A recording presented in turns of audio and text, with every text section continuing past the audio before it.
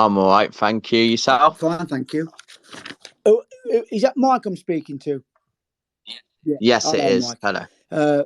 Well, I'd first like to say thank you for inviting me on, and I'm very flattered and humbled, really, that you want to hear my ventures of my early days at AVFC in the late 60s. Funny enough, I can remember a lot about the way I signed for Aston Villa as a young 13-year-old, but I can't remember many games that I played when I was a semi-pro footballer.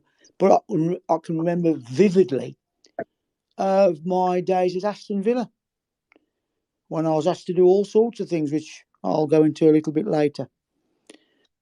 So that's probably because you loved Villa the most. Well, my late dad, took me up to Villa when I was 5 years of age, and I'm now 68, and I've supported Villa ever since. And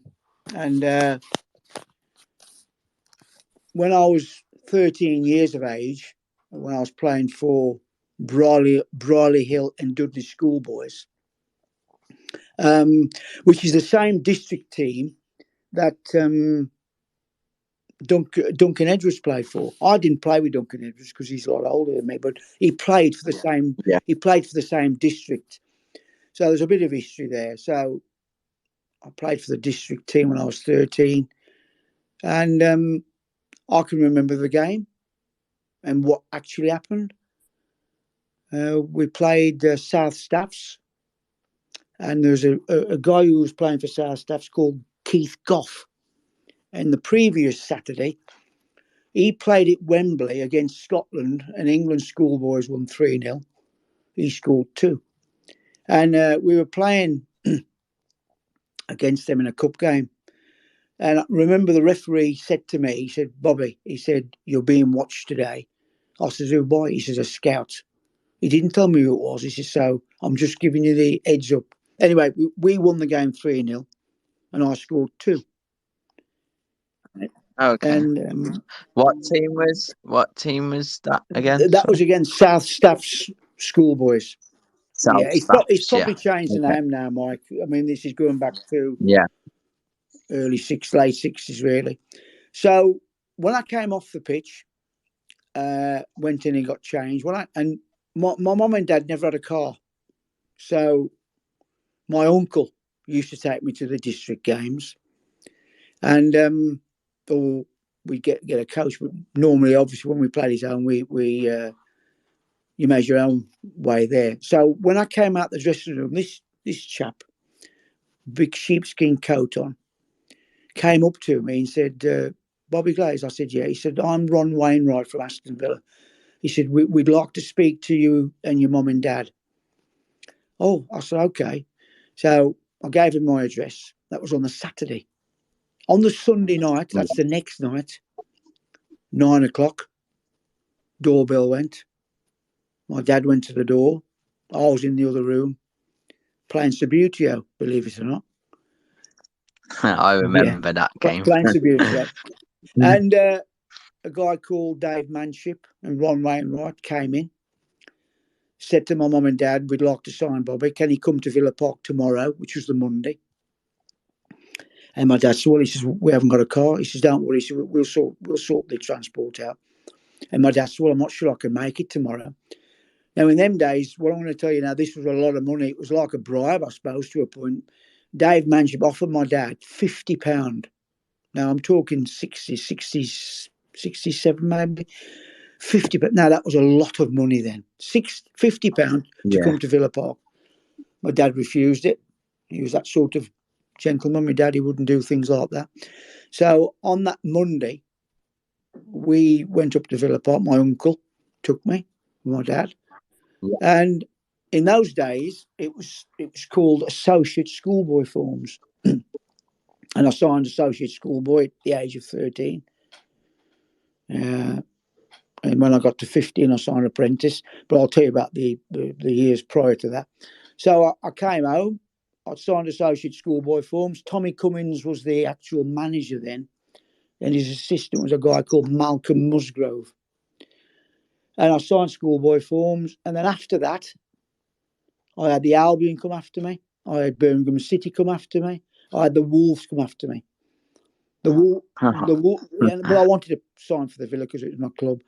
Wolves, a guy called Jerry Summers, he came to my mum and dad's house and said, "Come on, Bobby, come and sign for the Wolves. We'll look after you." But I wasn't going to move.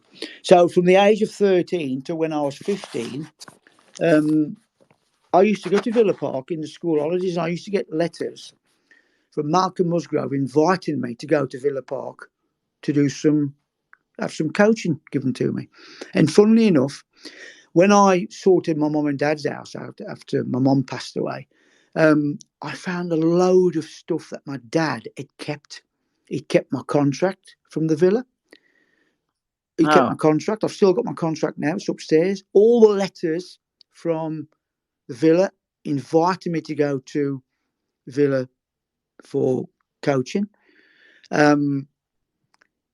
Loads of cutouts from when I played for the Villa for the youth team, and I played a few times for the reserves. I'll tell you about that as we go further on. So I didn't realise my dad had kept all this stuff, photos as well, all sorts of photos that I've got. I mean, I've sent you two, but I've got a lot more than that. So I was quite taken back, really, that my dad had done that, because he never really watched me play. It wasn't that he wasn't interested. He just didn't. He thought it was best for him not to watch me because he thought I might play better. So he did come to watch me play at the Villa a couple of times when I played at Villa Park. So when I got to 15, I signed apprentice forms. I got my contract. I got paid £7 a week. And the bank was in Whitton Lane. The building is still there today, but it's not a bank. So if you played for the reserve team, and you won, you got £2 in today's money. If you draw, you got £1. If you played for the youth team, you got £1 for winning and 50p for drawing. And if you lost, you got. I know it's Mike. When I think back of all this, it does take me back. And I looked after all the boots for the first team. I looked after every boot. I used to have to put the numbers on if they had new boots. All the other apprentices looked after different bits and pieces. And they were great. You know, when I look, I'm not bitter, Mike, that I didn't make the grade. I just wasn't good enough at the end of the day. And what happened was Tommy Docherty came in, and when the season was about to start, the first time we were playing Norwich City on the Saturday, I'd had all my medical, my X-rays on my chest and all that sort of stuff which you got. I'd had all my training kit given to me. In fact, I've still got some of my training kit up the loft, believe it or not. And then on the Wednesday, Peter Doherty, Irish chap, fantastic footballer.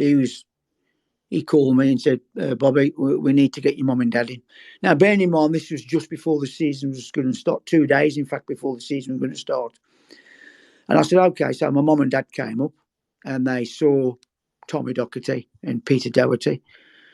And they said, "Robert's a very good footballer, but he's not really good enough for Aston Villa." He said, "So we're going to release him." So they released me a year before my contract would either expire, and they wouldn't sign me, or I signed pro forms. So I left. Charlie Aiken was the union conveyor, because when you're a professional footballer, whether it's apprentice or not, it's scholars today, you're a member of the PFA. I've got my PFA card upstairs. In fact, I'm still a member of the PFA, even today. So they paid me off. And in those days, Mike, I got paid £900. I got paid. So that would have been a lot. Then, yeah, a lot of money, Mike, in those days. So I got paid off £900.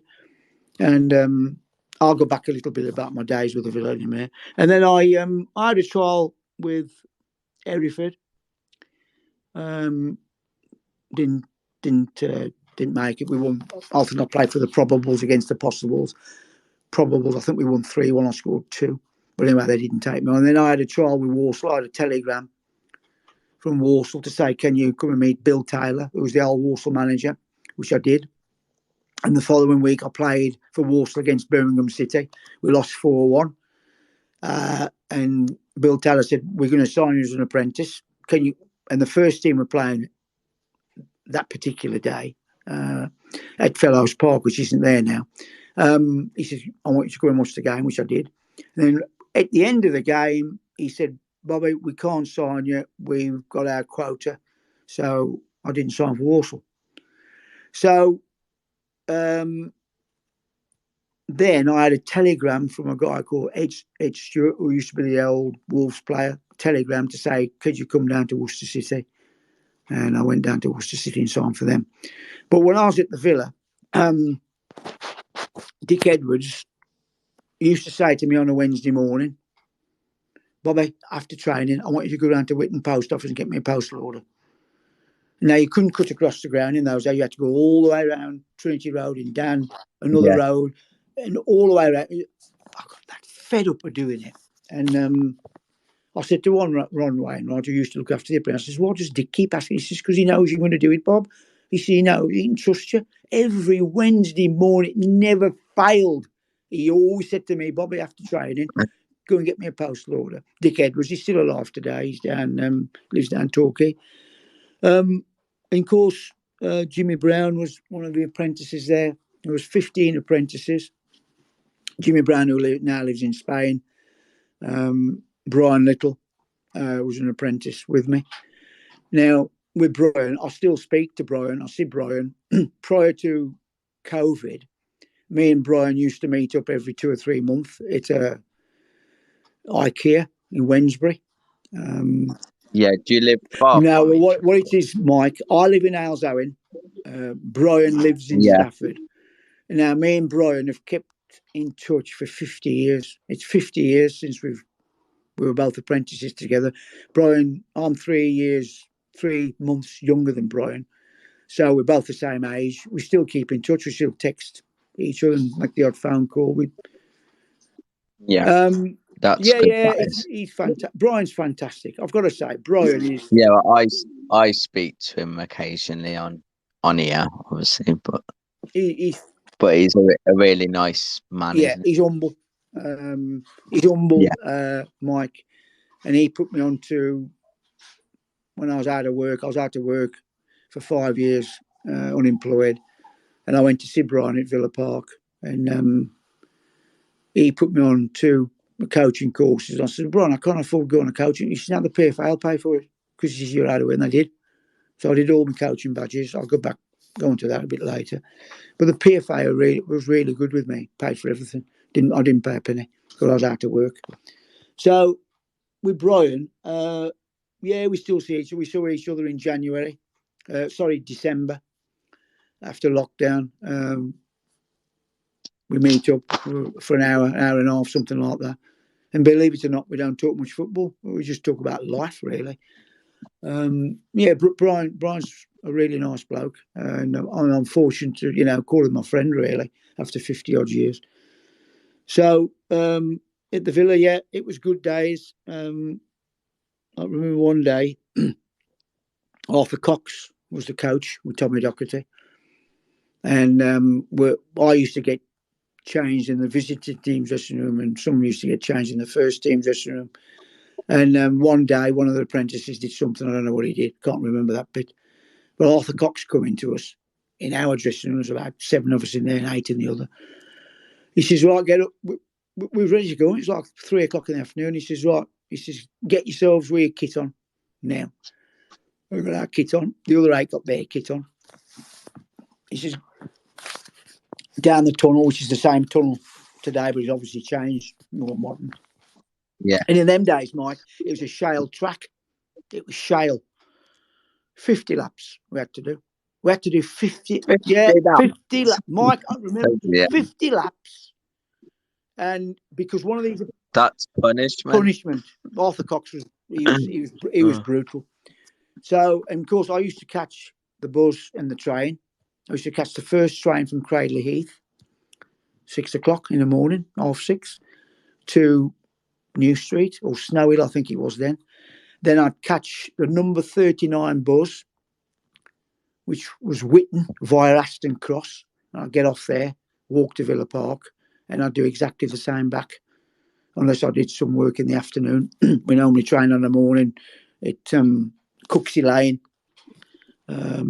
or the Delta training fields. I remember Vivi used to go on a coach and come back. Only she just train in the morning. And then if you were fortunate enough to get picked for the reserve team, which I was on 2 or 3 occasions, not many. I was only 15. Yeah.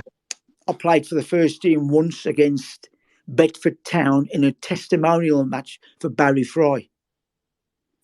Oh, okay. I remember Bobby Yeah. He's I remember him mainly Birmingham City manager. That's right.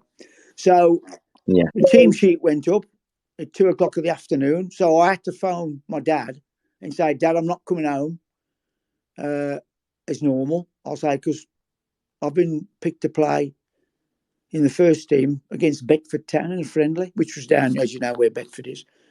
So I said, can you get my Uncle Fred to come and pick me up, and I'll ring him. So it was like 2:00 in the morning, I think, when I got back. And we had to be in we had to be in the next day, Mike, just because you'd played. Nothing changed there. So most of the time I played for the youth team with Brian and Jimmy Brown and a few others on that picture I sent you. And I played the odd game for the reserves. Looked after all the boots, as I've said. And Peter Broadbent, who was at the club when I was there, he sadly passed away. He was a wonderful footballer, Peter. He used to say to me, he says, Bobby, what size shoe are you? I said 6. He says, I want you to break these boots in. So I broke his boots in, Peter Broadbent. And then when I broke them in, he got blisters all on he had the boots back. Willie Anderson, I broke his boots in. I can remember all this vividly, Mike, as if they were going to ask me now. That's how vivid it was. Yeah. Wow, I wish my memory was as good as that. My memory isn't that good, Mike, on some stuff like we have an old district team reunion. And the district team I played for, we didn't lose in 4 years. And then we lost in a big English. Wow. Yeah, it was a good youth team, a good district team, Mike. And the 11 players that played in that district team, 5 went to professional football clubs. I went to the Villa. Greg Fellows went to the Villa. Yeah. Keith Morton went to the Albion. Wayne Nichols went to Wolves. Bobby Fisher went to Wolves. And we still meet up.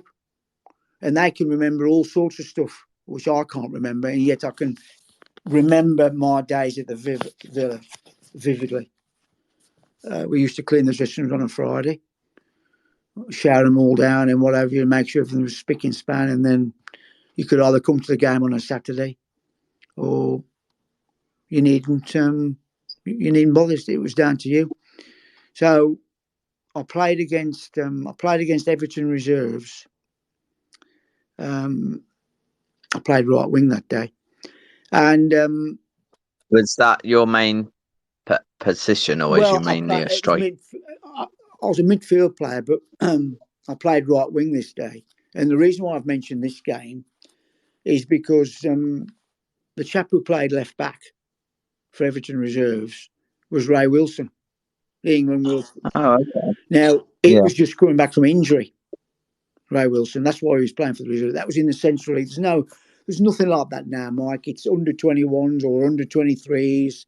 There's no Central League. Central League played on a Saturday and in the week. So it was first team, Central League, reserve team, in other words, and youth team. That was it.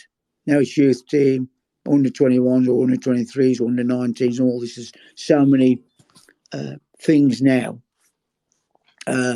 In between that, I personally think it was good to have a reserve team, because with the reserve team, you might have first team players coming back after injury, like Ray Wilson was. You'll have some youngsters in, like I was, apprentice. 2 or 3 of us played, probably for Everton as well. And they can nurture the kids, and that makes you become a man, I suppose, as regards playing open age football. We won 3-1 that night, but I never got past Ray Wilson once. because his body shape didn't allow me to get past him. He was fantastic. And the other memory I've got, I've got a lot of memories really, but the other memory I've got is that I got picked to play for the reserves at Manchester United. At Old Trafford. And we went up there, and I remember now the youth coach, a guy called David Coates. He was from Leicester. He came from Leicester City to the Villa. Anyway, I was in the dressing room, the away team dressing room. It's another thing, Mike, that I just remember it. And I was sitting in this particular seat in the visiting dressing room at Old Trafford. And he says, Bobby, he said, I hope you're going to play well today. I said, well, I was only 15. I said, I'll try my best, Dave. He says, do you know who sat there on Wednesday night? This was Saturday, by the way. I said, I ain't got a clue. David, who sat here on Wednesday night? He said, well, I'll tell you who sat there on Wednesday night. Alfred Di Stefano of Real Madrid.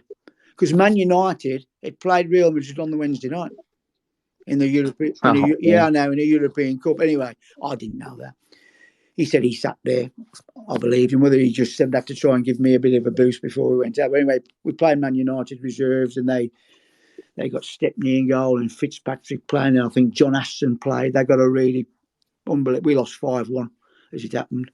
But that was another memory that I remember vividly. You know, it's a bit of a slope. There's a bit of a slope on Old Trafford to get onto the pitch from where the dugouts are. I remember it now, and it's still the same now. May not be sloping so much, but yeah. Great memories, Mike, that never leave me. And about 2 years ago, my two lads bought me, they wanted me to go around Villa Park on a tour. And when I've done the tour, it's really good, isn't it? It's brilliant. So I said to Adam, my youngest lad, I said, I don't need to go around Villa Park on a tour. I said, I know it back of my hand. I said, I don't need to do. No, Dad. He says, you've got to go on the tour. Anyway, we did go on the tour. And we went round, and a guy called, I can't think of his name, Mike. I can't think of his second name, but he's quite well known at the Villa. He does the tours. He's brilliant. Anyway, during the course of the tour, they were mentioning my name, saying we got an ex-player here and all this. And I was thinking, oh, was that ex-player here? And they say, and then he pointed to me. And cut a long story short, we came out. You come out in the North Stand area, so we came out there, and I was at the back. And this Mike said, Bobby, can you come to the front, please? I said, Mike, no. I said, no. He said, I need you to come to the front. Oh, okay, I said. So I went to the front, and as we walked through, there was about 30 people, Mike, on this tour in total. So as we went through this door, a reception in the North Stand, there's a little archway of a desk. And all of a sudden, as we walked in, we got the 13, who popped up from behind the desk? Brian Little. They'd arranged, my two lads had arranged for him to meet me. I hadn't seen him for quite a bit. Phoned him, but not spoken to him, not seen him. So these 30 people that were in there, they thought it was an unbelievable double whammy. And we were in there, me and Brian, and he introduced me to him. He said, this is Bobby Glaze. He says, been a friend for all these years. I haven't seen him for a bit. He says, and I've come to see him today. And he said, I'm going to tell you now. And I'll tell you what I said to Brian in a minute. And he said, I'm going to tell you now, we both signed. I signed a little bit before Brian, not much, only about 3 months. He said, we were both 15-year-olds, and you know the story about Brian coming down with his brother and all that, didn't want to play. He never played for the district. He just played for the school team, I think, Brian. And he said in front of these 30, and he was sincere. He said, he was a better footballer than me at 15. And I looked up at him. I says, Brian, what you on? He says, Bobby, he says, he was a better footballer than me at 15 years of age. He says, but unfortunately, I made it and he didn't. Anyway, when they went off, we went into the North Stand, one of the boxes, and had a cup of tea and some biscuits. We were there about an hour and a half talking with Brian. My two lads came with me as well. We had some memories. And I said to him, I said, Brian, were you taking the mick? No. He says, you were a better footballer than me, Bob, at 15. He said, I wouldn't take the mick out of you. Which I thought was, well, I was took back by it, really. I was took back by it. But when Tommy Docherty came in, all the English most of the English apprentices he bombed, and I think he brought about 9 Scotch in. They all went their separate ways.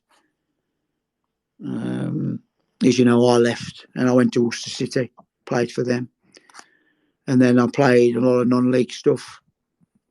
And then you did management as well. I did coaching.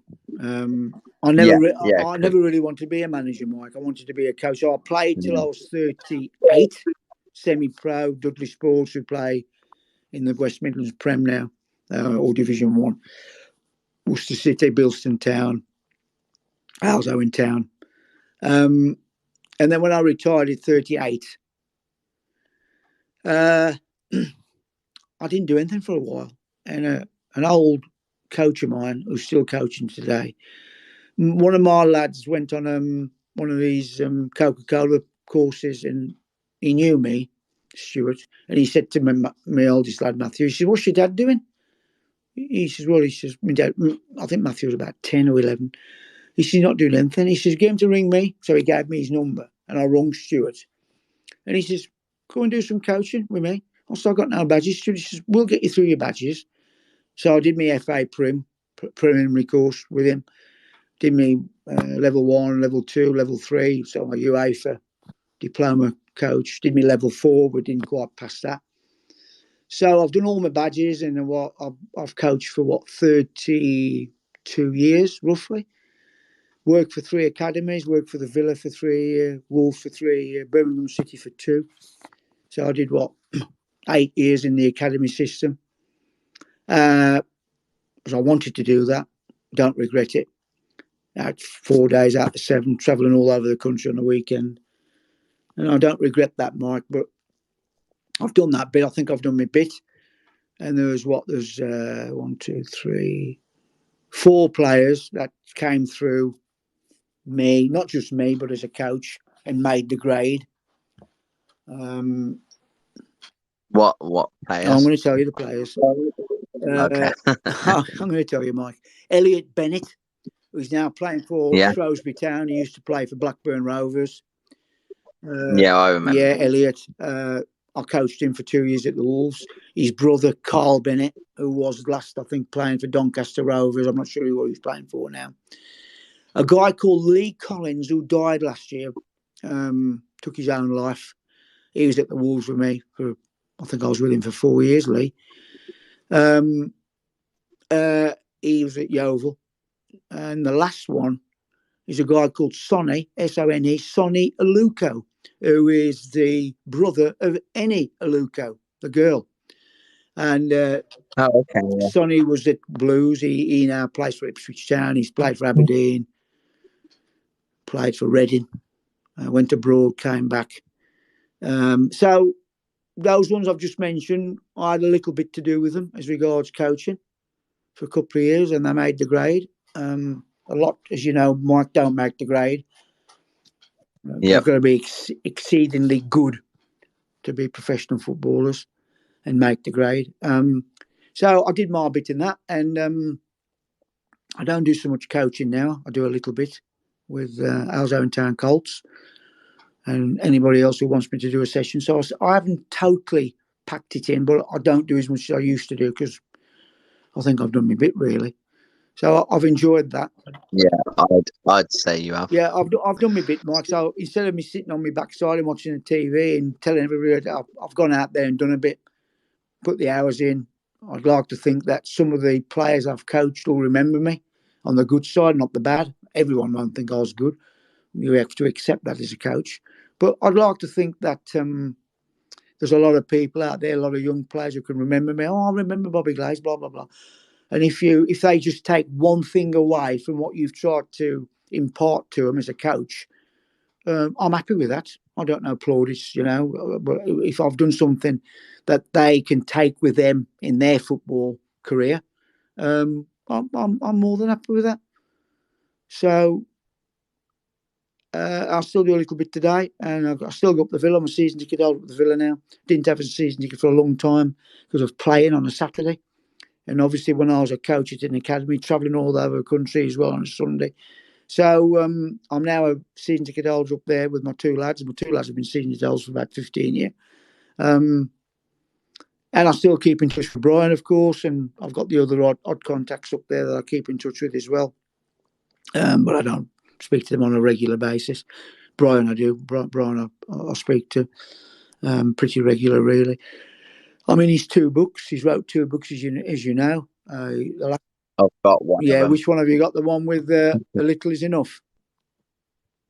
The newest one. Well, I think I'm in there. I haven't started to read that yet because I'm in his first book, "A Little Is Enough."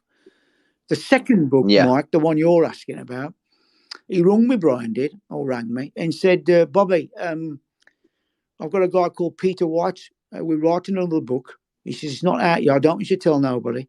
He says, but you can remember things better than me when we're both apprentices. He says, I'm going to get Peter to ring you so you can tell him a few stories. And I said, okay. I said, I'll do that. Within 10 minutes, my mobile went, Peter White. He lives on the Isle of Wight. He used to be a reporter for The Sun. He follows me on here. Yeah, there you go. So you know him, Mike. So he phoned me. Yeah. I had a good rattle with him.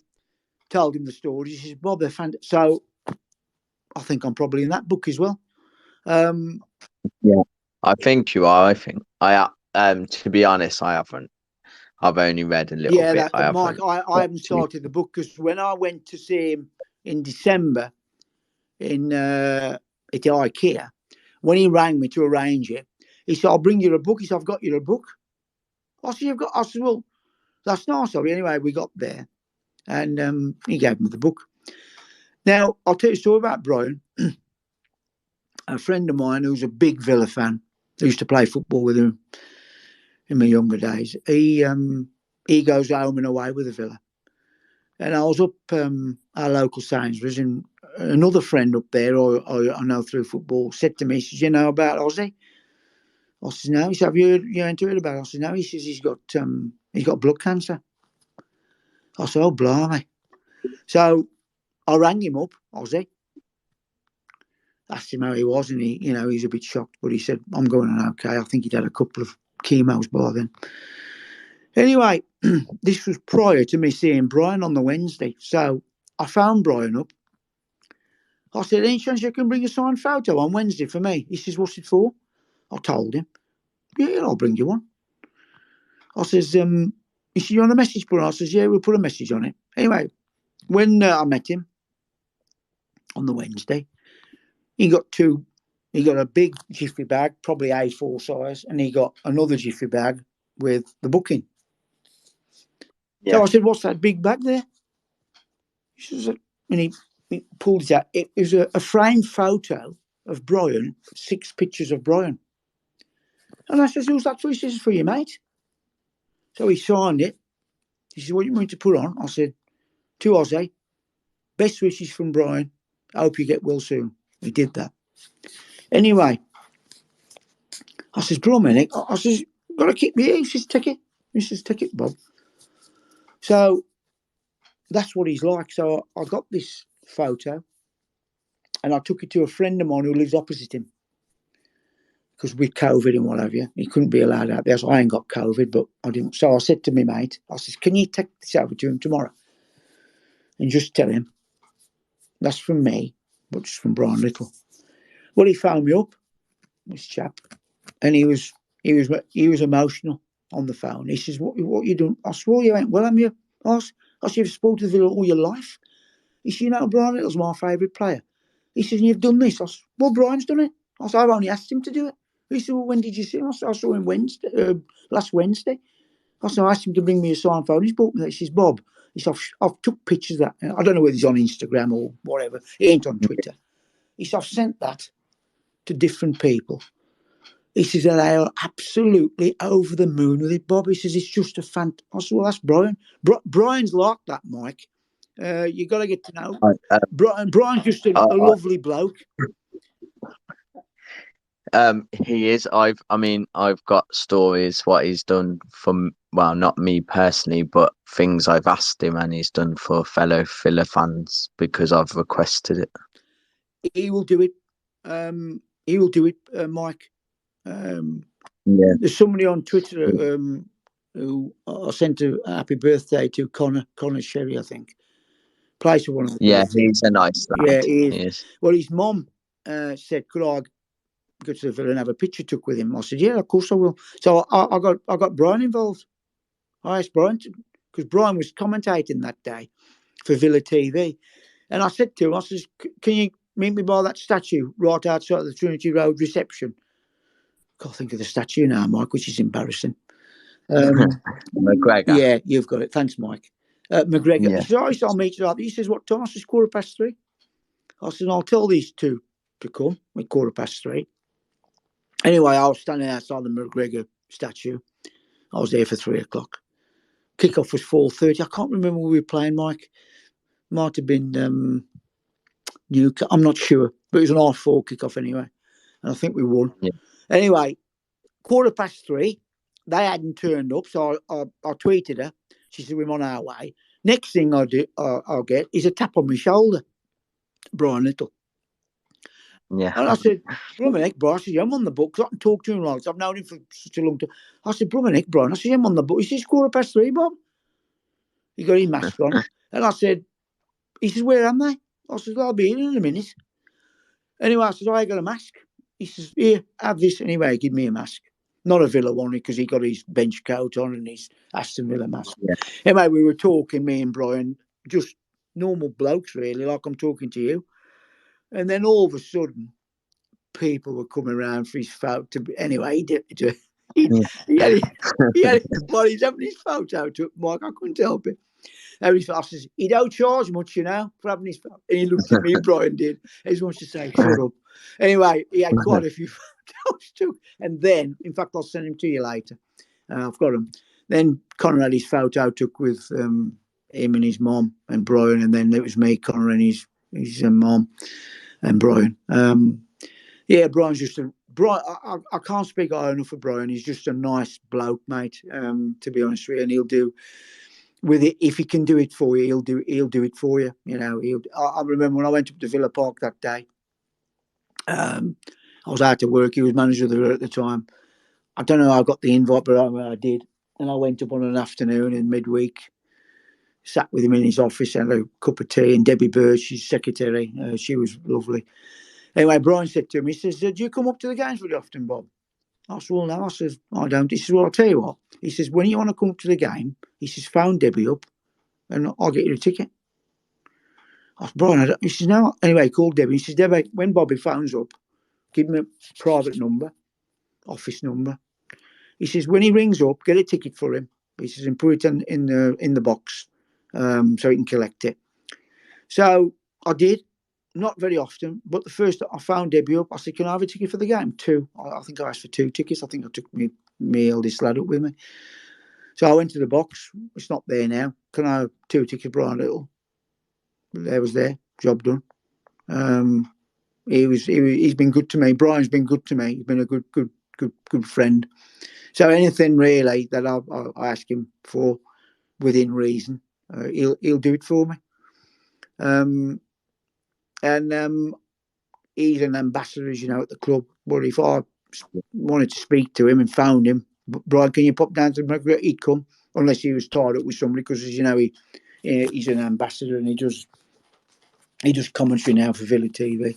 But yeah, he's a good bloke. Jimmy Brown I speak to occasionally, who's the youngest player to sign for the Villa. He's moved to Spain. I speak to Jim now and again. And there's a guy called Greg Fellows who lives out in Spain as well. By him, I speak to Greg quite regularly because he was an apprentice with me. Then he went to Manchester United. Greg did. He got released from the Villa, went to Man U. Didn't play for the first team, but played for the youth team. And then Greg was a coach at the Wolves, so I keep in touch with Greg. Barring that, Mike, on that photo I sent you, I know all the players on there, but I don't know where they've gone. Roy Stark was also an apprentice. He died. He moved to Australia and he's died. I've heard that. And he's passed away. I'm amazed the club haven't done something, because he was in the Youth Cup winning team in 1972, I think. So he's passed away. But I don't know where the players have gone. There's a few Scottish ones there. Bobby McDonnell's on there, who went to Manchester City. Brian's on there. I don't know where. Yeah, I don't know where that. Brian's near the back, isn't he? Sorry. Brian's near the back, isn't he? I think. He is. That's correct. He is. And you're at the front, at the bottom. Yeah, that's right. I've got a team photo one as well, which gets put around on Twitter quite a bit. I'll send you that one because I'm on there on the front, and Brian's on the back. With the strip that day, Mike, was all claret. That's claret arms, and the cuffs were sky blue. The collar was sky blue. Shorts were blue, I think, not white. And the socks, I think, were sky blue. That was took outside in front of the Trinity Road stand. So, yeah, I've got quite a few photos, Mike, that have. Brian sent me one a few weeks ago, and he says, "Bobby, have you got this one?" And I hadn't seen it. I says, "No, I ain't got that, Brian. I don't know where that's come from." I've sent him some as well, which he hasn't seen. But Brian, he's an experienced man, managing Leicester and the Villa. Did well at the Villa, so. Yeah, I love Matt Filler. I was 10 when we won the League Cup, the last one. Yeah, the last one we won.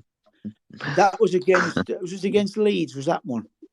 Yeah, because we beat Manchester United as well, didn't we, in the League Cup? Yeah, I went to I didn't go to the Leeds final, but I went to the Manchester United final. And Brian's got no side on him, Mike. He's just humble bloke, mate. But if you got talking to him, he would open up. He'd talk to anybody, really. Brian would. But yeah, I don't regret my days at the Villa. They were fantastic days. Malcolm Musgroves was a gentleman, an absolute gentleman. And Tommy Cummins. I played in a game for the district team, Bridal in Dudley. We played away at Aldridge. We lost, funnily enough, 3-0. I played. Tommy Cummins was there. Malcolm Musgrove was there watching me.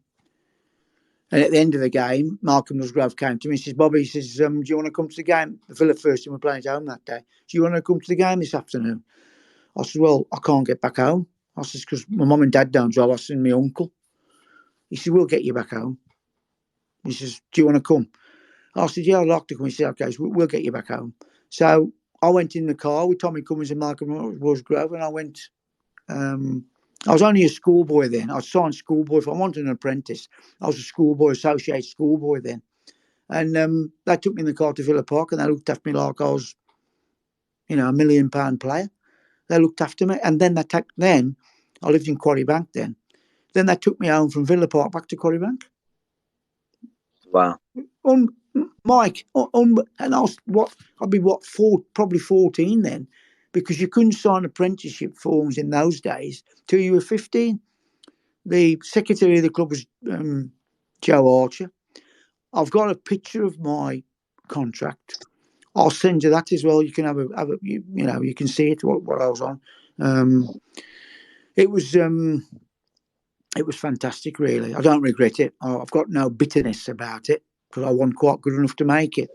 But at least I got to a certain point where a lot of youngsters would have, I don't know, took the right arm off to be there for the 3 years I was there. We played in where the Villa Club shop is now. Used to be a car park. And there used to be an archway. You used to drive in there and park your car parking space. And painted on the wall was goals. Was goals. And then on the other wall, there was no wall, it was an archway. So what we used to do there on a Friday morning, we used to go in there, we used to play there 5-a-side. And I hadn't signed apprentice forms, and I was only, 13, 14. I was up there on a coaching. Anyway, we played in this 5-a-side, 6-a-side game. Colin Withers was in goal. I remember it vividly. Colin Withers was in goal. Anyway, the team I played on, I think, won, and I scored 4. He didn't like it. Colin Withers did not like it. He wasn't amused by me scoring 4 goals past him. I remember it vividly. No, he didn't like it. He didn't like it. And then there was a gym where the car park is now outside the club where the club shop is, that car park. There was a gym there, and me and a guy called Dennis Common, when we'd finished doing what we do as ground staff, used to have to sweep the terraces and all sorts of stuff. And if the senior players, Mike, asked you to do something, you did it. You didn't answer them. Yeah. Not like today. You didn't say to dickheads, get yourself. You just did it. You went. No argument. No, nothing asked. Anyway, me and Dennis, when we'd finished doing what we got to do as ground staff, chaps apprentices, we used to go in the gym, and we used to put a skittle at one end where Dennis was. He put a skittle the other, and we used to drive the ball to try and hit the skittle, passing. Well, I must have done it for an hour and a half, maybe. And then we'd go home, catch the bus back home. He got digs because he was a Geordie, come from up the north. Dennis Common's uncle is Bobby Charlton and the late Jackie Charlton. Dennis. Now, Dennis Common, he was a good player. He came back to where I lived in Quarrybank over a couple of weekends and stopped over with me. I don't know where he did it. I'd like to speak to. I'd like to speak to a lot of them, really. That's still on that photo that got released. But there's only Brian, Jimmy, and Greg I still speak to. But as I say, Mike, I don't regret. I mean, a couple of local Quarrybank books where people have said, you know, Mrs. Robert Glaze got signed by Aston Villa. I think I'm in about 5 or 6 books now. Not they haven't written about me. They've just put my name in and said what I did. Which is quite flattering, really. Bearing in mind I didn't actually make it, but at least I got a quarter, maybe not even a quarter of the way to being a professional footballer, which is what I. And when I got released, Mike, I don't mind saying it. I cried for a week. I cried for an whole week. I was inconsolable when I got released from the Villa. I can imagine, especially at that age as well. I was inconsolable, Mike. I can't remember it now. And my dad, when I signed for the Villa, he said to my mum, he said, you know, Ruby, my mum's name Ruby, she said, you know, Ruby, she said, he's going into a very precarious job, you know, a football club. He said, because it's so precarious, and it is, Mike, you know, at 15 years of age. And when Doherty, he was partly drunk, Tommy Doherty. He was slithering his words and all sorts. And yeah. My mum told me she was in there, and she said he won't sober Rob. As I said to you the other day, my mum never called me Bobby, always called me Rob or Robert. So I left 3 days before the season started. And not just me. I think there was about 4 or 5 of us that got released before our contract was due to expire. Because in them days, Mike, when you sign apprenticeship forms, it was a 3-year contract. I think I did 2 years as an apprentice and 2 years as a associate schoolboy, so I was 4 years in total. And you know, you think your world is broken up, really, because all I wanted to do was be a professional footballer. You know, I've kicked the ball since the age of 5. When I went to school, when I was in the first year of school, I was playing for the 3rd year at football. When I was in the 2nd year, I was playing for the 4th year. I never got dropped from the district team. In the 4 years I played, never got dropped. The team that I've just mentioned that didn't lose for 4 years, lost a couple of games, I think, in 4 years. The team never changed. It was the same team week in and week out. And one year, because I don't know why this is, but my PE teacher didn't like me for whatever reason. And in them days, Mike, they would notify your school that a player or a boy from that school, the district team wanted to give them a trial. So my mum was a dinner lady at the school I went to. And on the Monday morning, one of the teachers there, a guy called Philip Millward, who used to play for the Wolves, funnily enough, as a youngster, he went to my mum and he said, Mrs. Glaze, he says, did you know Robert should have gone to a trial on Saturday for the district team? And my mum says, no. And the teacher, Mr. Millwood, said to my mum, she said, well, as Mr. Sidaway, who's the PE teacher, by the way, Mike, she says, Mr. Sidaway told, no, he hasn't told him about the trial. So my mum went to see the headmaster, said what was going on. So they phoned up the manager of the district team. And he says, Robert don't need a trial. She's just him to come in 2 weeks' time. And I never went for the trial. That was it. But he never gave me the notification to go. And this is how bad it was. We got to a final against Coventry schoolboys over at Coventry, playing at Highfield Road. And a guy called Bobby Parker was playing for Coventry schoolboys. He eventually went to playing for Coventry City. Yeah. I'm not sure about Dennis Mortimer, whether he played. But anyway, we were playing Coventry, and my PE teacher wouldn't allow me to go because we got a school match. And I didn't go. I didn't play in the final. And we won one. So he's obviously doing it on purpose. Yeah, he was. But these are the sort of things, Mike, that they just stick in your memory. Yeah. And I didn't go. I didn't play in the final. I was in I've got the program. I've got the program upstairs with my name in, playing, and a substitute played in my place.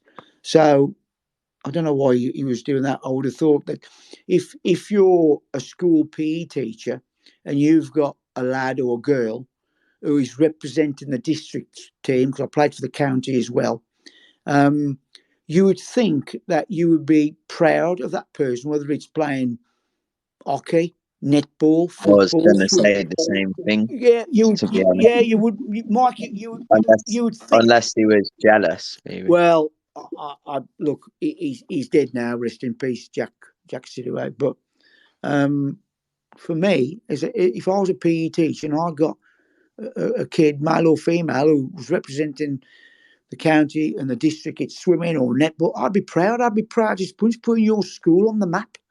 But anyway, yeah.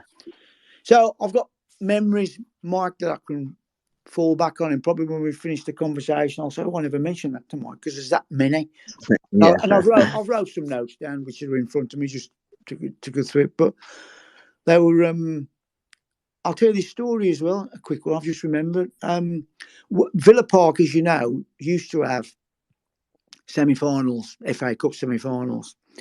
Yeah. Now, in those days, Mike, the apprentices of that football club, i.e. Villa apprentices in this particular case, had to do the running round for the two clubs that were playing at Villa Park. So on the Friday, before we were going home, Ron had come to us and say, right, Bobby, you're in tomorrow with so-and-so, so-and-so. You're going to be covering the home team's dressing room. So-and-so, so-and-so, you'll be covering the away team's dressing room. So we had to make sure that it was all spick and span on the Friday. Anyway, the game was Manchester City versus Everton at Villa Park. And Manchester City, in that particular day, played in red and black stripes. And they won 1-0. Tommy Booth got the goal. Anyway, I was in the Manchester City dressing room. Colin Bell was in there. Mike Summerby, a few others. Anyway, I said to Colin Bell, I said, excuse me, Colin. I says, you know, when the game's finished, he looked up at me, he says, yes. I says, can I have your shirt? He says, of course you can. I says, you won't give it to anybody else. I was only 15 probably. He says, no. He says, what's your name? I says, Bobby. He says, you'll have my shirt, Bobby. Anyway, we had to look after all the players, fetching them stuff, Mike, and one thing and another. So the end of the game came. Manchester City won 1-0. I was in their dressing room. And Colin Bell said to me, he said, Bobby, here's your shirt. So he gave me his shirt. Ron Wainwright, who looked after the apprentice in them days, saw me with a shirt. I folded it up. And he said, Bobby, what are you doing with that shirt? I said, Colin Bell's just given me. He says, no. He says, what's to give you? I asked him for it before the game. He said, no, you can't do that. I said, why not? He says, that'll have to be raffled off. I said, what are you talking about, Ron? Raffled off? Yeah, he said, that's got to be raffled off. Bobby, so you can't have it. So they raffled it off. And I did win the shirt. It went to one of the other apprentices. Oh, I've, that's hot. I've never forgot that either, Mike. And the apprentice No. it went to, I don't know who it was now. I said, can I have that shirt? He says, no, you can't. I said, well, I asked Colin for that shirt. And he goes, well, it's just tough. And I never got the shirt. Can you imagine how much money that would be today if I was going to sell it? Not that I would, Yeah. because he's passed No, away. no. He passed away, didn't he, last year? And Colin Yeah. Bell said to me at the end, he says, you get that shirt, boss? I says, no. He says, why not? I says, I had to get raffled off. He said, what do you mean raffled off? Well, I said, I asked you for the shirt. You were good enough and kind enough to give it to me as a memento. I wanted it because I'd looked after him. He was one of the players I'd looked after, and I like Colin Bell as a player. A nice bloke as well. And I said, my Yeah. chap who looks after us, Ron, he said, you can't do that, Bobby. He said, you've got to raffle that off. And I did. And I don't get it. And that still niggles with me today, Mike. 50 years on. Yeah. Lots of good stories. Lots of good stories, mate. It's a Yeah. bit mean, that is, I think. Sorry? That's a bit mean, I think. It was mean, but in the 60s, Mike, late 60s, that's probably what happened. The Everton team, they were locked in their dressing room for an hour after that game. They did the apprentices that were there didn't finish up till 8 o'clock, I think, 7:30 that night, because they had to clean the dressing room. And they lost 1-11, and they had a bit of a rollicking, I think. Manchester City just did what they got to do. Had to sweep everything up, clean the showers. And the showers in them days, Mike, there was 8-foot showers where you put your foot on the shower and the water came through. And there was 3 baths. Big baths. And I remember on Friday afternoon, Brian Godfrey, I don't know what, he must have been in a bad mood. He went to Ron. He said, Ron, he says, who's cleaned the baths in the dressing room, our own team? And Ron said, I'm not sure. So he got up. We were all in the visiting team's dressing room at this stage. So he came in. He says, who's cleaned their own baths? I said, I have. He says, Brian Godfrey wants to see you. I said, what have I done? He said, I don't know. Bobby said, you have to go and see him. So I went in. Brian Godfrey was club captain. I'd signed him from Preston North and with Brian Greenhalgh. They were both there when I was there. Brian Godfrey said to me, he said, have you cleaned these baths? I says, yeah. I can't say what he said to me over here because it's not very nice. Today, it'd have been done for it with verbal abuse. Call me a black country, what have you. And he said, you need to clean them again. And I had to clean the baths again. And all the showers, the whole lot. And I couldn't see what was wrong with them. I've never forgot that either, Mike. Little things that they get triggered. I don't talk about this much, so I'm a bit flattered that you've put me on. My son tells most people, did you know he played for the Villa and all that? But I don't class it as playing for the Villa because I was an apprentice, although I did play for the Villa. And I think I played 65, nearly 70 times for the youth team, 4 or 5 times for the reserve team. But I was only 15.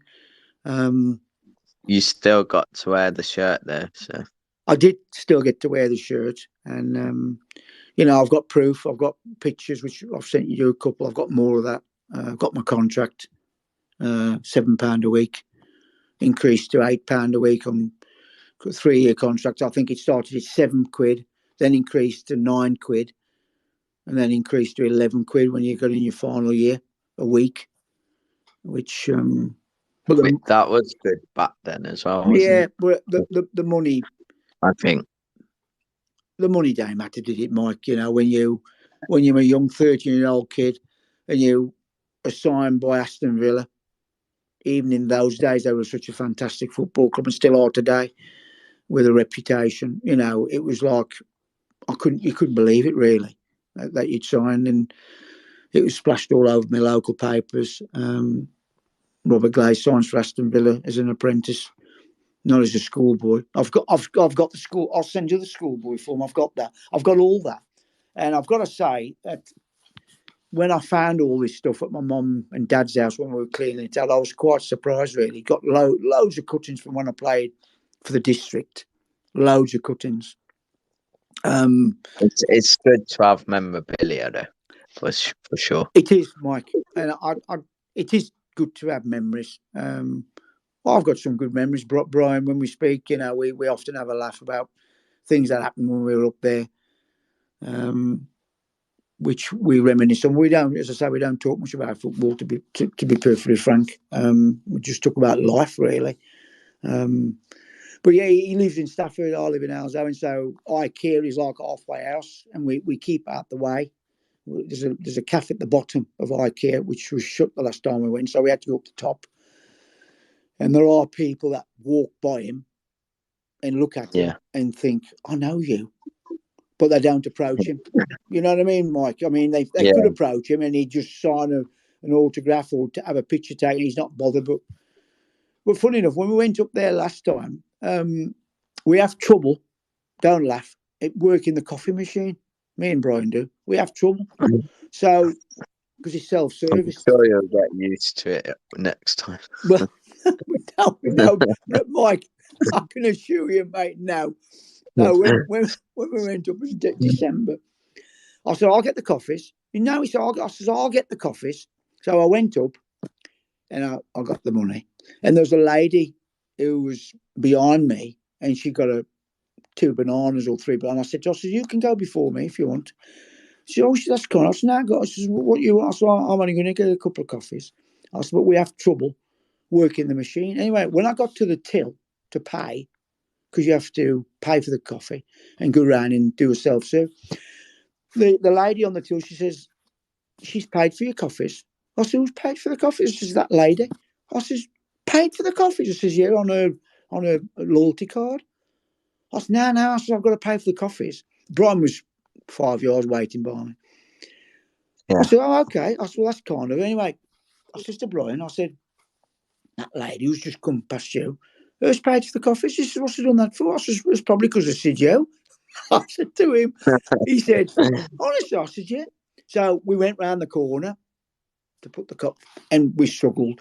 And this lady, which we didn't know at the time, she said, I'll do that for you. And I turned, it was the lady who'd paid for them.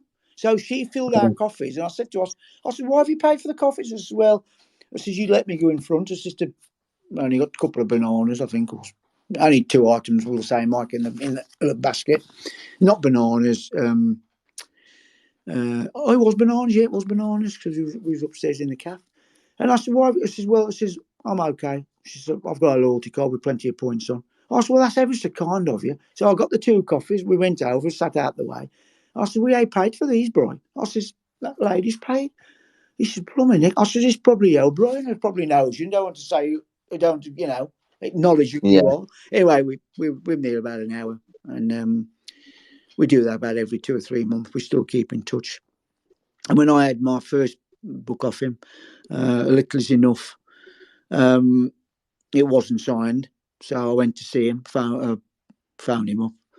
I said, next time you home game, I said, anyway, he wrote on the book, best wishes to my friend of 50 years, Brian Little. So that was nice. And he's put a nice remark in the second book he's given me as well.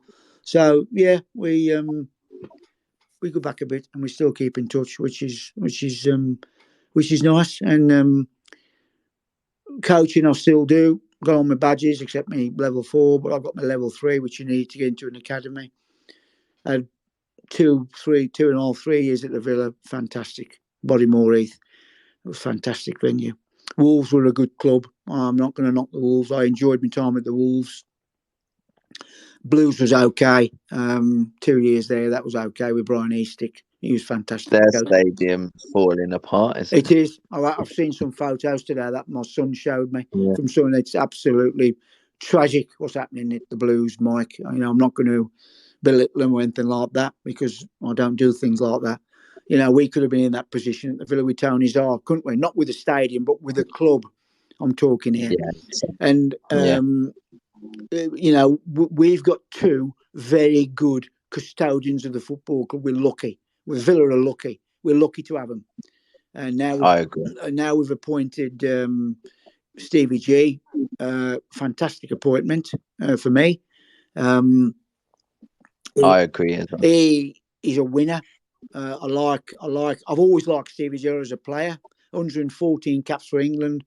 Lots of trophies. An outstanding player. Great player. I don't use the word great, by the way. very often. I think you have to earn the right to be great. He's earned the right to be called a great player. 114 caps. He sets the bar. Prior to him coming, we were flat a lot of the times, Mike. I thought we were anyway. Didn't put 100% in. Now that's a given. If you don't put 100% in, you won't play for the football club. It's, win, lose or draw, you have got to give 100%. And that's what we want as fans as well. Yeah, so. Mike, it is. And I would rather lose the game. Not that I want to lose a game, but I would rather lose a game having a go rather than keeping the same formation and not doing anything to try and win the game. Steven Gerrard does things quickly. I'm not going to have a good Dean Smith because he did a lot for the club. But I think Steven Gerrard is a different gravy to Dean. For me, Mike, watching a game, Steven Gerrard does things as he sees it. He changes it as he sees it. Dean didn't do that. So you'll have an example like you'll have a player who's not playing really well in the first half. He's had a really poor first half. You're saying to yourself, make a change, Dean, it's half time. Don't let him play an extra 15 minutes to try and get back into the game because he had 45 and couldn't do it. But Dean wouldn't do that. He'd let him he'd let him play for another 15, 20 minutes. They still do no better. So that means you've lost 20 minutes where you could put a player on who may change the game, but we've lost 20 minutes. So that was Dean's downfall to me. He didn't do things quick enough. He didn't see the picture for me. I could see it from the stand. I'm thinking, Dean, if I can see it, why can't you see it? And he didn't seem to see that. Whereas Steven Gerrard, I mean, he's got a good backroom staff, Mike, because Mike Beale, one of the coaches, I follow him on Twitter. I followed him for a long time. I know him from when he was at Chelsea. I've got one of his books, coaching books, because obviously in being involved with coaching. And he's a good coach. And he's brought all his staff with him, except for the goalkeeping coach who didn't want to come down from Rangers. So Neil Cutler stopped there. I'm excited about. I was glad Neil Cutler stayed, to be fair. Well, by all accounts, Mike, I do know Neil a little bit from his Walsall days. He's quite a decent goalkeeping coach. I mean, for me, the best goalkeeping coach that I was involved with, he's now works there. He's a guy called Eric Steele. And I've heard of him. Yeah. I was at a coaching convention in Warwick University, and Eric Steele was at the Villa then, and he was doing a coaching session. Anyway, it was on a beautiful summer's day, and I never wore my Villa kit. I never wore any of my academy coaching kit, Villa, Wolves, or Blues, when I was at a coaching event or I went to do an odd session for someone. I never wore it. Anyway, I got some coaching gear on, but not Villa. And it was in the afternoon. We were having a break, and I walked past Eric Steele. I said, "Hello, Eric." And this is what he said. He says, "Hello, Bobby." I looked at him. I says, "How do you know my name?" He said, "You work for the Villa, don't you?" I says, "Yeah." He said, "You work on the development squad?" I said, "Yeah, I do." I said, "How do you know that, Eric?" He says, "I've watched you." So I've watched you, Bobby. He said, "I've watched you, coach." I was took back by it. I said, "Get off here, Eric," because he's first team goalkeeper coach then. I said, "Get off, Eric." He said, "I've watched you." He said, "I'll tell you now, Bobby, you do a damn good job." I said, "Well, thank you very much." Now, he was a fantastic goalkeeping coach. I mean, he was like, I've watched Eric do a session, and you'd think he was an outfield coach, never mind a goalkeeping coach. And, of course, he's working at the FA now. There's a guy called Martin Thomas who's just retired who worked for the FA for a long time. He was at the Wolves when I was there. Keith Downing, who I speak to regularly. He's now at Plymouth Argyle. He got sacked from Bristol City. Keith Downing is just a lovely, lovely, humble fella. And I ask him occasionally, not so much now, but when I was a younger coach, I'd go to Keith and say, "Keith, I've got an issue with this. How do you think I should get around? He'd tell me." Keith would do anything. If I said to Keith, "Keith, can you do me a session for hours out in town for Colts?" He'd come and do it. He'd come and do it. Brian doesn't coach really now, but Keith still does. So Yeah. I look at myself, Mike, and think I'm lucky. I'm lucky that the people I've met in my coaching life they've been fantastic. They've helped me along the way. Nothing's too much trouble. Brian Eastick was great with me at Blues when he was the academy manager there. He was great. I went there and I was working with a guy called Stuart Hall, who's probably one of the best coaches I've ever worked with or seen. And he was fantastic, Stuart. And Stuart used to lead the session, but occasionally Stuart would say to me, Bobby, I want you to do the session tonight. This is what we're going to do. And I'd do it. And I'd feel a bit down after it, because he was so much better than me. And Brian Eastick come to me one night after the session. He says, Bobby, why are you beating yourself up? Well, he says, don't think about competing with Stuart. He says, just do your own thing. He says, you've done well tonight. And I've never forgot that. Brian's a lovely bloke. He was at the Villa for a while. I thought, I'm not sure where he is now, Brian. He's getting on a bit, but he's worked all over the country and part of the world as well. So I look back, Mike, and I think I've been lucky in the people I've met, the people I've coached, the kids I've coached. I've got no regrets. My knees have got regrets because my knees are out now, but I've got no regrets, Mike. I'm not bitter. Your sons play football as well, don't you? My youngest son played football, Adam. Not Matthew, but Adam played, and he could have made some money out of the game. Adam, he's got a lovely left foot. He played for the youth team at ours in town. And my youngest son, Adam, he's a very good skier. In fact, he's going skiing tomorrow, and he got injured skiing, Mike, and he did some damage to his patella. So in them days, I took him to a physiotherapist up Dudley Physiotherapist Centre, and the physiotherapist there was a guy called Toby Anderson, who was at the Wolves for years. I got him to see him, and he'd done some damage to his patella, and he said, look, it might need surgery or he needs to have a rest from the game. Well, he did. He had a rest from the game, and he didn't go back. So he was out the game for 12 months, but he didn't go back for 10 years. Then he played what I call Mickey Mouse football, where he was going to get injured because he could play. Adam could play. There was a lot of local teams after him at the age of 18, Lytown, Stourbridge, I think, Alzowen. He played for Alzowen Town youth team, but he got injured and he never went back to it till he was like 32, and he was playing Mickey Mouse football on a Sunday. And I used to say to him, you're going to get really badly injured, Adam. I said, because they can see you play. Some of these can't play, and they don't like it. And he did. He packed Sunday football, and he now plays golf. But yeah, he regrets it. I think if you could have a talk to him, I think he'd agree with me. He regrets it because, Mike, I had a fantastic time of playing football, and that's why I went into coaching, because it's the next best thing to playing into. And if you've played since the age of 10, 12 to 38, and that's not just playing competitive football, that's playing down the park in the summer for 6 hours, 8 hours a day for 6 weeks. And in them days, you could go down the park, Quarrybank Park, Mary Stevens Park, as it's called.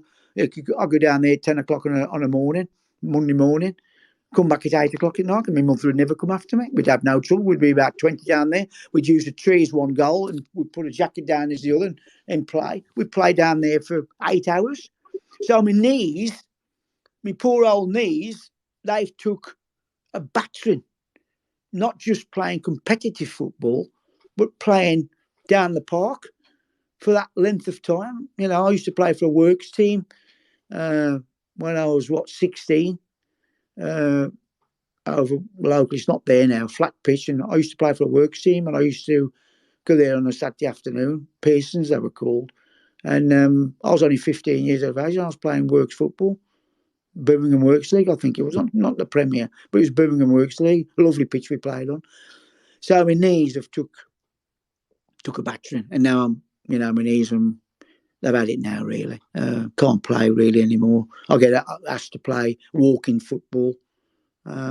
Yeah. But I can't do that, Mike, and I wouldn't want to do it. You know, I've done my time. I watch football. I go up the Villa. I still do a bit of coaching. I've got no regrets. You know, I've had it's been good for me, and I don't regret a minute. I'll do it again, Mike. I'll do it again, and I wish I You could. do it the Yeah, I'll same do, way. Mike. I'll do exactly the same again. I wouldn't change anything because you have to be in love with the game, Mike. You know, and I'm still in love with it. I always have been.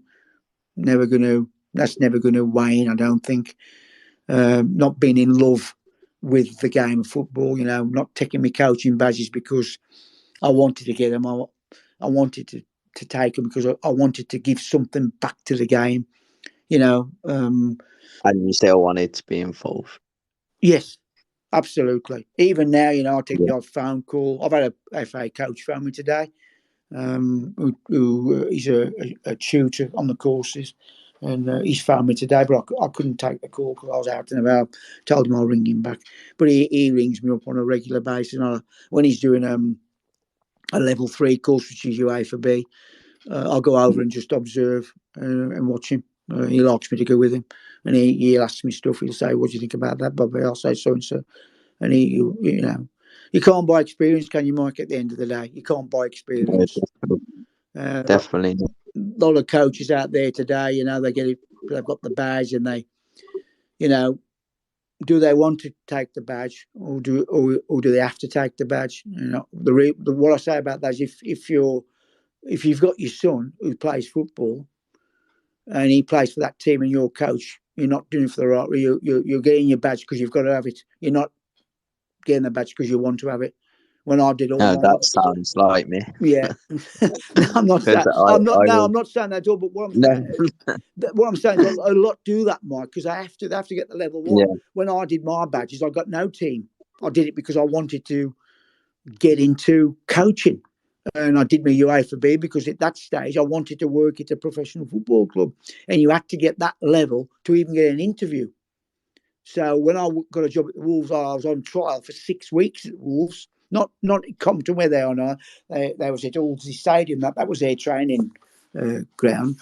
It was 6 weeks. I went up for 6 weeks, didn't get paid, and then after 6 weeks, Chris Evans said to me, he says, "Can you come into the office next week, Bobby? We'd like to speak to you." So I went in, had half a day off work, and they offered me a job, and I was there for just over 2.5 years. And the academy manager was a guy called Mike Smith, who was the ex-Wales manager, and he was a gentleman. He was an absolute gentleman. Keith Downey was their youth team coach. We got a good staff, and I was there for 3 years. And then up the Villa, when I got a job at the Villa, that was a 4-week trial, and then I had a sit-down interview. What was my philosophies on football and whatever, and I got the job there. The Blues, it was 2 weeks. I had to do a couple of sessions. I had to do some sessions at the Wolves as well. And you have to do your sessions as well as the theory part. And I was lucky enough to be offered jobs. Would I go back now? No. Because I've done my time, Mike. And Yeah. I don't want to do it now, you know, out. It's 7 o'clock in the morning, getting back at 6 o'clock on a Sunday, travelling all It's that. a long day, isn't Yeah, it? Mike, and I've got a full-time job. So I was out, training at the academy twice a week. Tuesday and Thursdays, coaching on a Saturday morning at the academy, then going all over the country on a Sunday, going to Molineux for 7 in the morning to go to Manchester or Everton or Liverpool. Then getting back at 6 o'clock, then back to work the next. You did it, Mike, because you wanted it, because the money wanted to fat. I think it was 35 quid. I think I got 35 quid a session.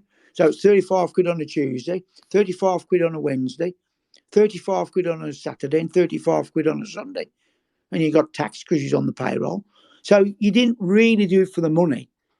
2-hour sessions, 6 till 8. So I had to leave here early, 4:30, to get to Molyneux, to get to Aldersey for 6 through traffic. Finish at 8, put all the stuff away. And when I was at the Wolves, I was working all nights. So I used to get back here at 8:30, 8:45, have a bite to eat, get changed, and then go to work for the 10 till 6 shift.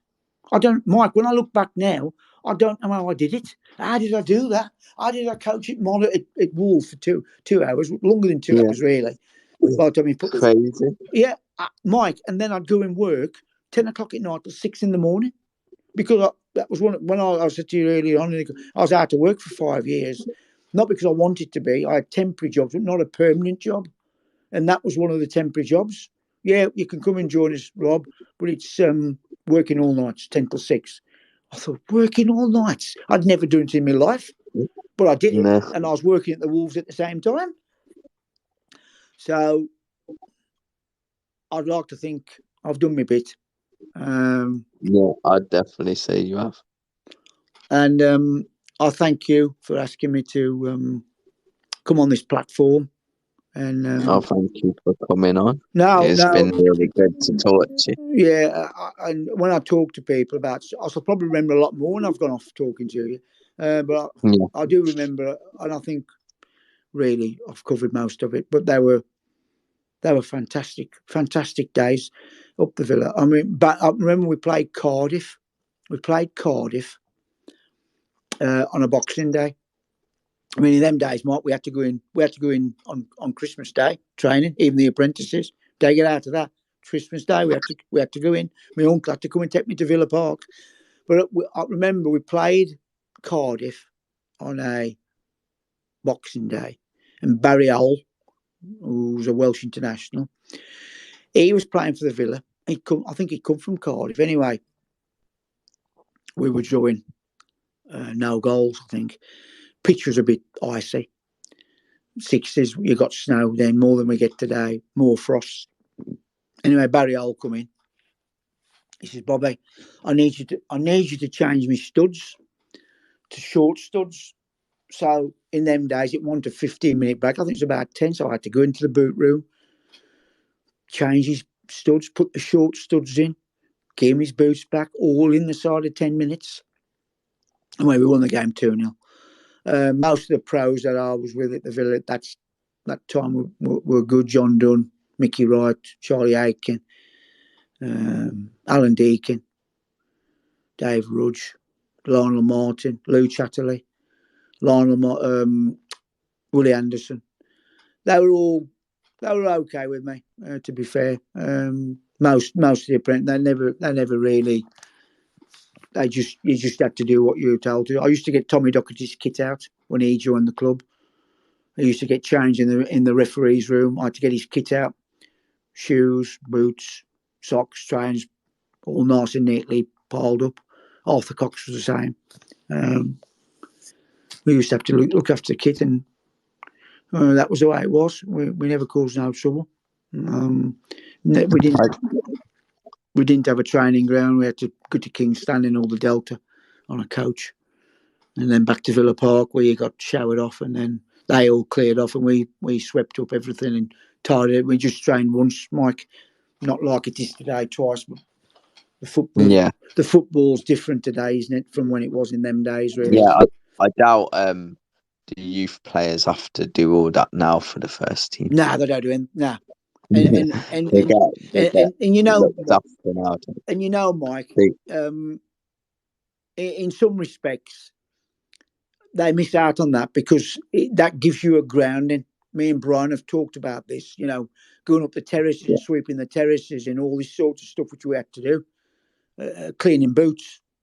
You know, you could see your face in them, getting the mud off them, taking the kit and taking it down the laundry. The laundry place is still there. I can see it in the big skip, pouring the laundry and bringing it back, hanging the kit up for the players for the next day. Training, all the kit was laid out, you know, and whatever they asked, you did for them. You didn't argue. That was what was done. You know, boots. Bobby, what size am you? 6. Wear my boots. That was it. You break the boots, and we all had new boots. And you didn't argue. I mean, I was fortunate. Peter Broadbent. I was only a size 6. Peter Broadbent was a size 6. And Peter Broadbent used to live in Alzo. You know, he's passed away now. He used to have a baby shop. I didn't know at that stage. Yeah. And he used to dress immaculately. Mike, I can see Peter now. And he was a fantastic footballer. His passing was sublime. It really was. You know, it was just beautiful. So, privileged to do that. Wear his boots, and then I'd wear them, and then I'd have blisters everywhere. I'd give him to him back, and he'd wear them for 2. maybe 2 or 3 days, say, Bobby, you need to have these back on again. I'd like to wear them again. But what a thing! That when that happened, Mike, at 15, Peter Broadman was just. But when you think of him now as a player and what he was as a player, fantastic! What a privilege to wear you, but only because I was a size 6. Yeah. But anyway, nice to talk to you. That sounds like it's really like crazy that you have to do all that. To be fair, but Mike, it put you on the right level. I can remember recently. I'm not going to say who it is. Well, I don't know who it is. I'm not going to say who the person who's told me, but he was a youth player, 18 yeah, years of age. 18 years of age. This is the difference you see, Mike. This is where I'm getting from. I'm used to catch the train in the buzzing. My mum and dad ain't got a car. This youth player had left Manchester City, been released from Manchester City. He was 18, and he turned up this other club. I'm not going to name the club. And this coach was there, who I know. It's the coach who told me. And he was 18, Mike, and he got out of a BMW Series 8 or something. He was 18, and he strutted across the car park as if he was Messi, and he hadn't even made the grade. And that's the problem, Mike, today, I think. I agree. I'm not saying all scholars are like that, but that was part of your grounding, Mike, was to clean the boots, respect the players, do errands for them. But it ain't like that today. Of course, it's just not. It's they're called scholars now, and they don't do that. I don't know who looks after the boots now in the kit. I think they've got a kit man, haven't they, now? But I don't know who looks after the boots or anything like that. But we used to look after all that sort of stuff. It was a good grounding for you, Mike. To be fair, that was the way. That's the way I was. Clean the showers and all that sort of stuff. It was that sweep the dressing room out, put the machine on that whirls round on a Friday afternoon on the corridor, which is still there to Villa now. It's changed slightly, but when you walk into the Villa players' entrance, it's still the corridor that I can remember. Visiting team dressing room is on the left, home team is on the right, and then when I was there, when the home team next to it was the physiotherapy room. A guy called Fred Pedley was the physio in them days. Fred, he's passed away now. He's a nice bloke. Fred was. It's all changed now because I've been around there on that tour 2 or 3 years ago. And dressing rooms are a little bit bigger, but they're a bit more modern. They don't half get looked after, though, don't they? Nowadays. They got Mike. They don't do anything. They just turn up. Kits supplied, everything supplied. I mean, Bodymore Heath is absolutely fantastic. Probably one of the top 5 training complexes in the country, bar none. Brilliant. They, as you say, Mike, they're looked after and they're paid an enormous amount of money, aren't they? At the end of the day, They have the little massages and stuff. Swimming pools. In fact, one of the masseurs at the Villa, he lives in Blackheath, which is just up the road from me. I'll see him occasionally in Sainsbury's. He's got a big bushy beard. He lives in Blackheath. I don't know where. He goes round Sainsbury's when I've seen him with his Villa kit on. I don't speak to him because I don't know him, but he's a masseur up the Villa. Well, he was. I'm not sure he's still up there now because I don't know what Gerard's done with his backroom stuff. When I say backroom stuff, I mean... Is he the guy, he's got like a beard and glasses? Yes, that's him. Yeah, I can't remember his name now. He lives, or he did live up Blackheath way, and there's a local Sainsbury's up there, Mike, and I'll see him occasionally around there. I'll see people about. Right. I think that's about it, isn't it? Yeah. But we would like your prediction for tomorrow. Prediction for tomorrow, right? Yes. I will give you the prediction, Mike, but I'm going to say this before I give it you. It's tricky tomorrow, and I'll tell you why it's tricky. They've just got rid of their manager, as we know. Now, 2 things can normally happen. The interim manager, which is Duncan Ferguson, he will give them a boost, right? Hopefully, or not hopefully for us, or they'll play the way they've always been playing. Now, that's the first thing I'll say. Second thing is we've got Stevie G, who's hated by Everton, literally hated. So he'll get a roasting tomorrow, but he's big enough to take that. Stevie G. He's had it when he was playing, so they'd be much different as a manager, except he's standing there rather than being on the pitch. So they've had a bad run of form. I think we'll win tomorrow. I hope we win tomorrow because I think we need the points. I think Norwich have won tonight against Watford. Yeah. I would think I'll go 2-1. Will Coutinho play tomorrow? Not sure. I'm kind of thinking maybe it'd be like a cameo again. Yeah, because he ain't match fit, is he, Mike? No, I think it'd be well, Buendia will start behind again the same argument about Watkins and Ings every week. Right, I'm gonna say something about that because I watched the game last week and I thought Watkins was poor. Just my opinion. I thought he was poor. I thought he should have got taken off. His screening of the ball was poor. Didn't bring players into the game. Lost possession in the final third. Cardinal sin for me, for anybody to lose possession in football. Not just front players, midfield players, whatever. Cardinal sin. I was always taught that as a player, and I always taught that as a coach. Don't get caught in possession. There's enough options to play and pass to someone, whether it's sideways, backwards, whatever. So that's what I do. When I play football, I normally just pass it. Yeah, well, that's all right, Mike. That's good. So Watkins. Now, this is the debate. Watkins and Ings. Now, I like Watkins, but I think he's gone off the boil over the last few weeks. Ings, he's a proven goal scorer. That's the difference between both of them. So if you said to me, Mike, I've been saying the same thing. He's a proven goal scorer, and I'll give you some figures in a minute. Watkins, when we signed him, had scored a lot of goals for Brentford. Last season, I think he scored 14.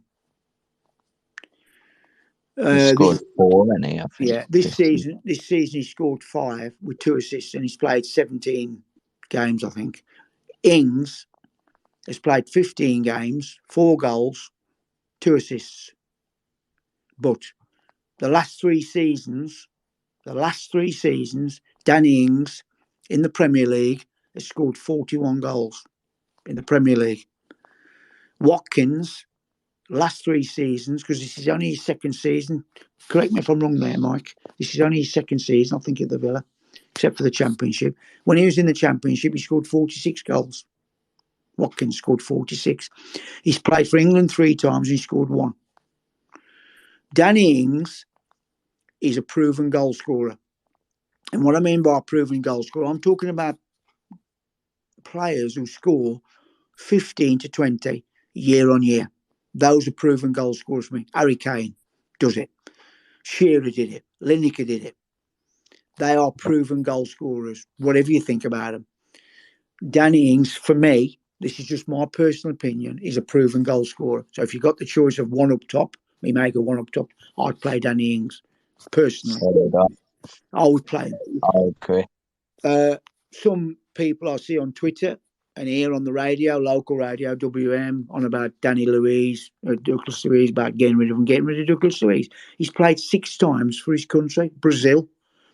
You're not a bad player, Mike, if you've been selected for Brazil 6 times. I don't know where some of these Villa fans are coming from. Douglas Luiz is 23. He's a good young player. He's still learning the trade. Same as Jacob Ramsey. I've got my doubts sometimes with Jacob Ramsey. Well, I thought he played quite well on Saturday. Buendina's getting better. The left back we've signed is more athletic than Matt Target. I don't know, not Matt Target. Now, Matt Target was player of the season last season, and I'll tell you why he was player of the season, because he played left back, and who played left side? Jack Grealish. So Target would get the ball, give it to Jack, and Jack would do his business. He hasn't got that this year, and he's not so athletic as Luca Digne. He's not so athletic. Tyrone Mings, I think this is an accident waiting to happen. For me, he's always got a mistake in him.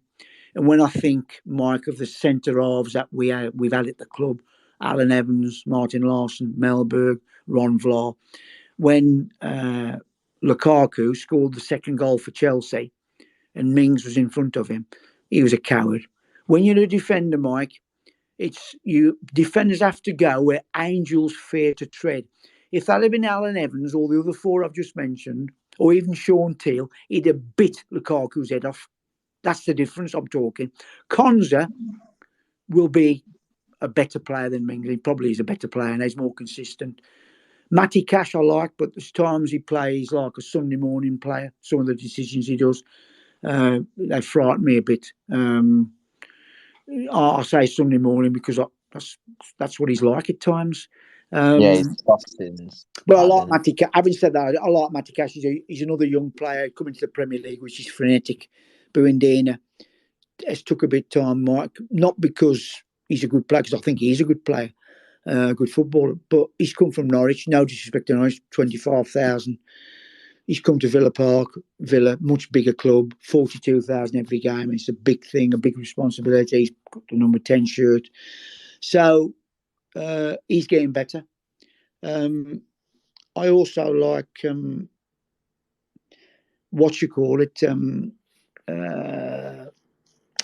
I like Louis. I like Jacob Ramsey. I've mentioned him. Who's the other midfield player who plays in there? John McGinn. I like John McGinn. He went a bit when he broke his ankle and came back, Mike. He was a bit flat for me, John McGinn, but he's got a bit of form back now. I like him. I like Mings. I like Watkins. Coutinho. We all know about Coutinho. He's outstanding, and he's got to get his form back during his match. See, the trouble is, Mike, people might say, well, you should play Coutinho. The thing is, training and match play are totally different. Now, Carney Chukwuemeka, who is very good, but he's 18. Now, I'm going to say something here now, might upset some people who are listening. Is he as good as Wayne Rooney when he was 18? No. Is he as good as David Beckham when he was 18? No. And the youth team that won the Youth Cup last season, I think 8 of them went out on loan. And there's only going to be possibly 2 at the youth team from last year who are going to make the grade at Villa, which is the young fullback, Kelsey, the double barrel name, Kelsey, just coming back off loan from Swindon. Yeah, Pester. Yeah, that's right, Mark. Yeah. Thank you. He may make the grade at the Villa. Carney will probably make the grade if he signs a contract. The others, Brad Young, centre forward, and the midfield players just come back from Stockport. Brad Young's just back from Carlisle. There's about 5 come back. They will make money out the game, but I'm not sure they'll make money out of playing for Aston Villa. So the point I'm trying to make there, Mike, is they'll make professional footballers, but not sure they'll do it at the Villa. I noticed Cameron Archer has gone out on loan to Preston. I know. I would. To be fair, I would have kept him. And I would. I would have kept him. What if Danny Ings or Ollie Watkins gets injured? Well, we're stuck in. I'm not sure, Mike, whether. Yes, it's this Luis Suarez thing. Mike, he's 30, he's 34. That goes against Gerrard's thinking for me, because I think he wants a young, dynamic team. And Suarez, 34, not sure about that. Not sure about that, Mike, to be fair. So, we ain't got nobody. I mean, I like that Phil Dance.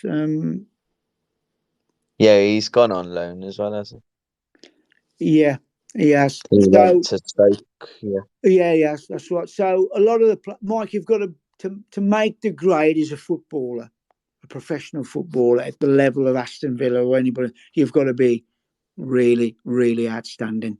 You've got to be really outstanding to make that leap. And I know Carney played against Brentford this season, and the game passed him by for me. He did some nice touches, but the game passed him by. He got substituted in. I'm not knocking him because he looks a talent. Not knocking Carney because he looks a talent. But I don't know what his rush is, though. He's still No, I like, don't know what his rush is. Mike, when you are coming from under 23 football, which is what he's been playing in, under 18s, he's in the youth team that won the Youth Cup, fantastic. Then he's played in the under 23s a lot of time. It's a massive jump. It's like the Grand Canyon from under 23 football to Premier League football. The jump is gigantic, and you've got to be. Beckham went on loan to Preston and came back. Rooney didn't, because Rooney was one of them. Rooney was outstanding. yeah. Literally, I mean, a lot don't like Wayne Rooney. Rooney is probably the best young player England's had in God knows Oh how. yeah, well yeah, I wouldn't argue with, but a lot don't like him. I don't know why. He's fantastic, Wayne Rooney. I've always liked Beckham. Beckham went out on loan. Jack Grealish went out on loan to Notts County and came back a better player. It makes them men. Yeah, so they need to Like, play against men, don't they? yeah, That's the and if you play in the Premier League at that age and have a few bad games, it can destroy you. You got 42,000 people there, and some get on the back. Maybe you shouldn't, because you're a young player. You should try and encourage him, support him, talk to him, etc. So I don't know what his rush is. I agree with you, Mike. He's 18. Why wouldn't you want to be taught or coached by Steven Gerrard, one of the best midfield players? One of the best midfield players this country's produced. 114 caps. And I don't think he had really a bad game. He was an outstanding football. So now, when you just think of that day, Mike, when Steven Gerrard walked into Bodymore Heath, and you've got the youth team and the under 23s and some of the senior pros thinking, Christ, we've got Steven Gerrard. Everybody knows yeah, Steven Gerrard. of You know, course. it's a fantastic coup for the football club. It really is. And I think he's probably building for next season more than this season. So he'll have probably another, maybe a couple of signings in this transfer window, and then he'll probably sign big in the summer. Some players he won't fancy. That's what happens with managers. Managers don't fancy certain players, and that he'll move them on. But yeah, I think. But I believe whoever he moves on, he'll get better. I think, Oh yes. in my opinion. I'm not disagreeing with you, Mike. I think he will. So, Yeah, result for tomorrow. We've gone round the houses. I understand that. The result, I think we'll win 2-1. I'm not sure what team he'll play. I'm not sure. because McGinn's back as well, so he'll probably. I think Sands will probably go back onto the bench when he. I would imagine. Who did you say go on the bench, Mike? Sanson. I He'll like probably. Sanson. I like Sanson. So do I. Yeah, I like him. He's a good footballer. He ain't cost 15 million for nothing. I liked him. He played well last Saturday against United. He was very disappointed being fetched off. Kicked the bottles. I'm led to believe. I didn't see that, but I reckon he kicked the water bottles. He's apologised since, but he was frustrated by that. Carney came on, did okay. He's a talent, but don't try to run before you can walk. That's my point. And if He's he still was, a kid, really. well, Mike, he ain't going to get a better football club than Aston Villa, is he? Unless he goes to somewhere like, I don't know, Borussia Dortmund or Real Madrid. I mean, Dortmund are very good. Bellingham's an outstanding player. Let's put it like this. This is a good analogy. Would you say that Carney is better than Jude Bellingham? No, Exactly. Now, Jude I Bellingham, just have to say it. exactly. That I'm not knocking Carney because he is a talent. I'm just saying that if he thinks he should be in the first team, is he as good as Jude? No, he's not. Not as good as But Jude. if you look who's in the first team, who's he going to kick out? There's no one he can really kick out, really. No, there isn't. No, I'd agree with you. He's got to be as good as Jude, and he ain't as good as Jude. I'm not knocking Carney, but he's not as good as Jude, is he? I'm sorry, but he's not. And I know Jude came from the Blues, but he lives not far from me. His mum and dad. His dad, Mark Bellingham, who's a prolific non-league goal scorer. They live in Stourbridge, I think, and he's got a brother Joe who's now sub for the first team at Birmingham as well. So, but Jude's unbelievable player for 18 years of age. Whatever team you support, you should take your hat off to players that you can see from other clubs who are outstanding, and he is outstanding. So I'm hoping we'll win 2-1 tomorrow. I can see us winning, but I think it'll be tougher than we think. Oh, it'll be tough. More Duncan Ferguson, because he won't stand for it, will he? No, well, by all accounts, I've been reading about him today. He's already given him a rocket. The way they've been playing, he's already given him a rocket. So they'll be up for it tomorrow. And the added incentive for Stevie Gerrard, they'll want to put one over him because he's Liverpool, and they hate Liverpool. They probably hate him. So it's a double whammy, really, for us tomorrow. So our attitude's got to be right. We've got to play the game and not the occasion. Attitude. Play the whole 90 minutes would be nice. Well, it would. I used to say to our youth players, attitude determines altitude. And one of the players said to me, I said, what do you mean by that, Bob? I said, well, if your attitude's right, altitude will put you up to the highest level of your performance. So attitude determines altitude. If your attitude is poor, you won't get to that altitude, and the altitude should be the highest you can perform at. And I'm sure the attitude will be right, but it's got to be right, hasn't it? It's, he's got. We've only got 23 points, Mike, and we need to get a result tomorrow. If we can't win the game tomorrow, let's not lose. Yeah, exactly. Whereabouts are you located, Mike? I live in well, obviously I'm from Birmingham originally, but I live in Gloucestershire now. Oh, you live in the posh neck of the woods, you do. Yeah, if you want to call it that. No, Gloucestershire is a lovely county. Yeah, I live in a little town called Tetbury. So I know Tetbury. Yeah, I know Tetbury. Yeah. And what you call it, Gloucestershire. We've got a nice county by us, Worcestershire. Worcestershire is a lovely county. Yeah, Worcestershire. But Gloucestershire, I know Tetbury. I've been down there a few times. You have to let me know when you come again. I will. It's football days down there, around that neck of the woods. But yeah, Gloucestershire's a lovely country, Mike. Anyway, it's my bedtime. So when you get my age, thank you for coming on, and it's been great chatting to you. Mike, I thank you for allowing me to come on. I'm grateful you came on. I loved all your stories as well.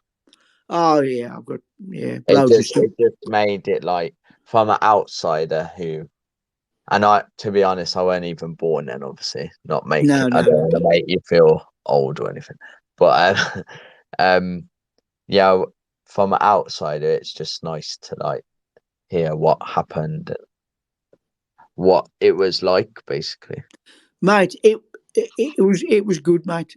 When I was at the Villa, mate, the club's just a fantastic football club. Literally, even now, from all those years back when I was there, it's just a fantastic club. Great club, in fact.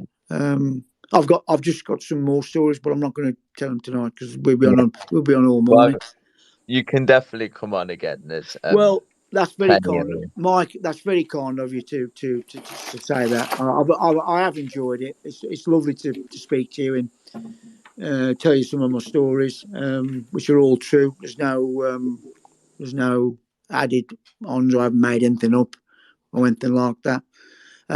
I'll send you those images of my contract and my schoolboy forms, and I think I've got some images somewhere of a letter where Malcolm Musgrove used to write me a letter. I think it was, dear Bobby, always call me Bobby. Would you like to come to Villa between these dates to do some coaching? Let us know, Malcolm Musgrove. I mean, he's passed away now. He was a gentleman. They were gentlemen, Mike. Yeah.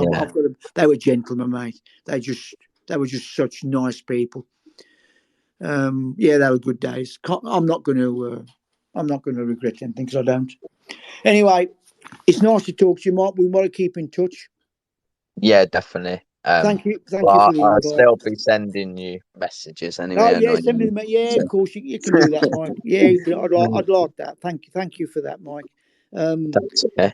I wish you a good evening, and And we'll speak again soon. yeah, we definitely will. Okay, thank you, Mike. Take care of yourself. And you, thank you for coming on. Okay, thanks, Mike. Bye bye. Okay. Bye. Good night. Bye-bye. Good night. Bye bye. Good night. Good night. All right, Tess. That was awesome. Yeah, To it was good. hear. I caught the end of it. I've been packing my. Sorry, everyone, that I'm late. I been packing my kids and my wife off to her mum's for the weekend, so I can watch the Villa game tonight in peace. I don't blame you. When I say tonight for you guys, it's tomorrow, isn't it? Early kickoff. Yeah. How are you, Mike? I'm good. Yeah. Good, thanks. Algie would like to speak, so I'm just gonna let him. Oh yeah, go ahead. Go. I see Ivan's there. I've asked him if he wants to speak, but I don't know.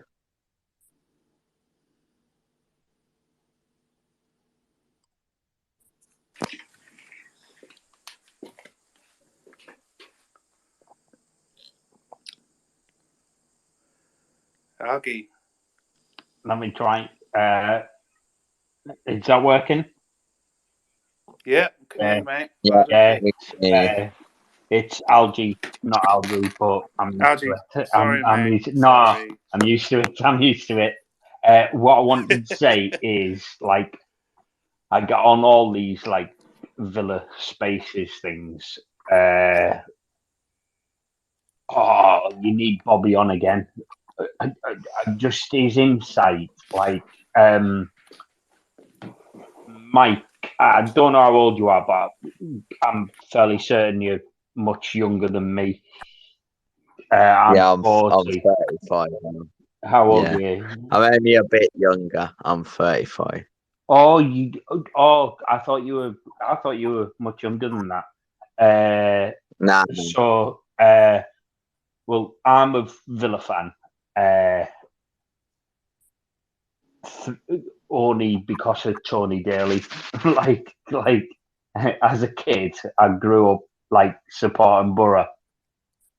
And then I would just like just love Tony Daly, and then started watching Villa more and more, and then that's me now. The only reason I wanted to jump in was just to say, Mike, that we need Bobby. Like, Bobby is like, I'm just engrossed in everything he said. He just gets football. I know, it was amazing, wasn't it? Yeah. So that's all it was, to be honest, Mike. It was just just that. I didn't have to say a lot, to be fair. I just let him. Yeah. A man who properly knows football. Sorry, Algie. When Bobby was talking about the attitude and altitude, yes. Would you say that describes Jacob Ramsey at the moment? Yes, 100%. 100%. I've put a tweet out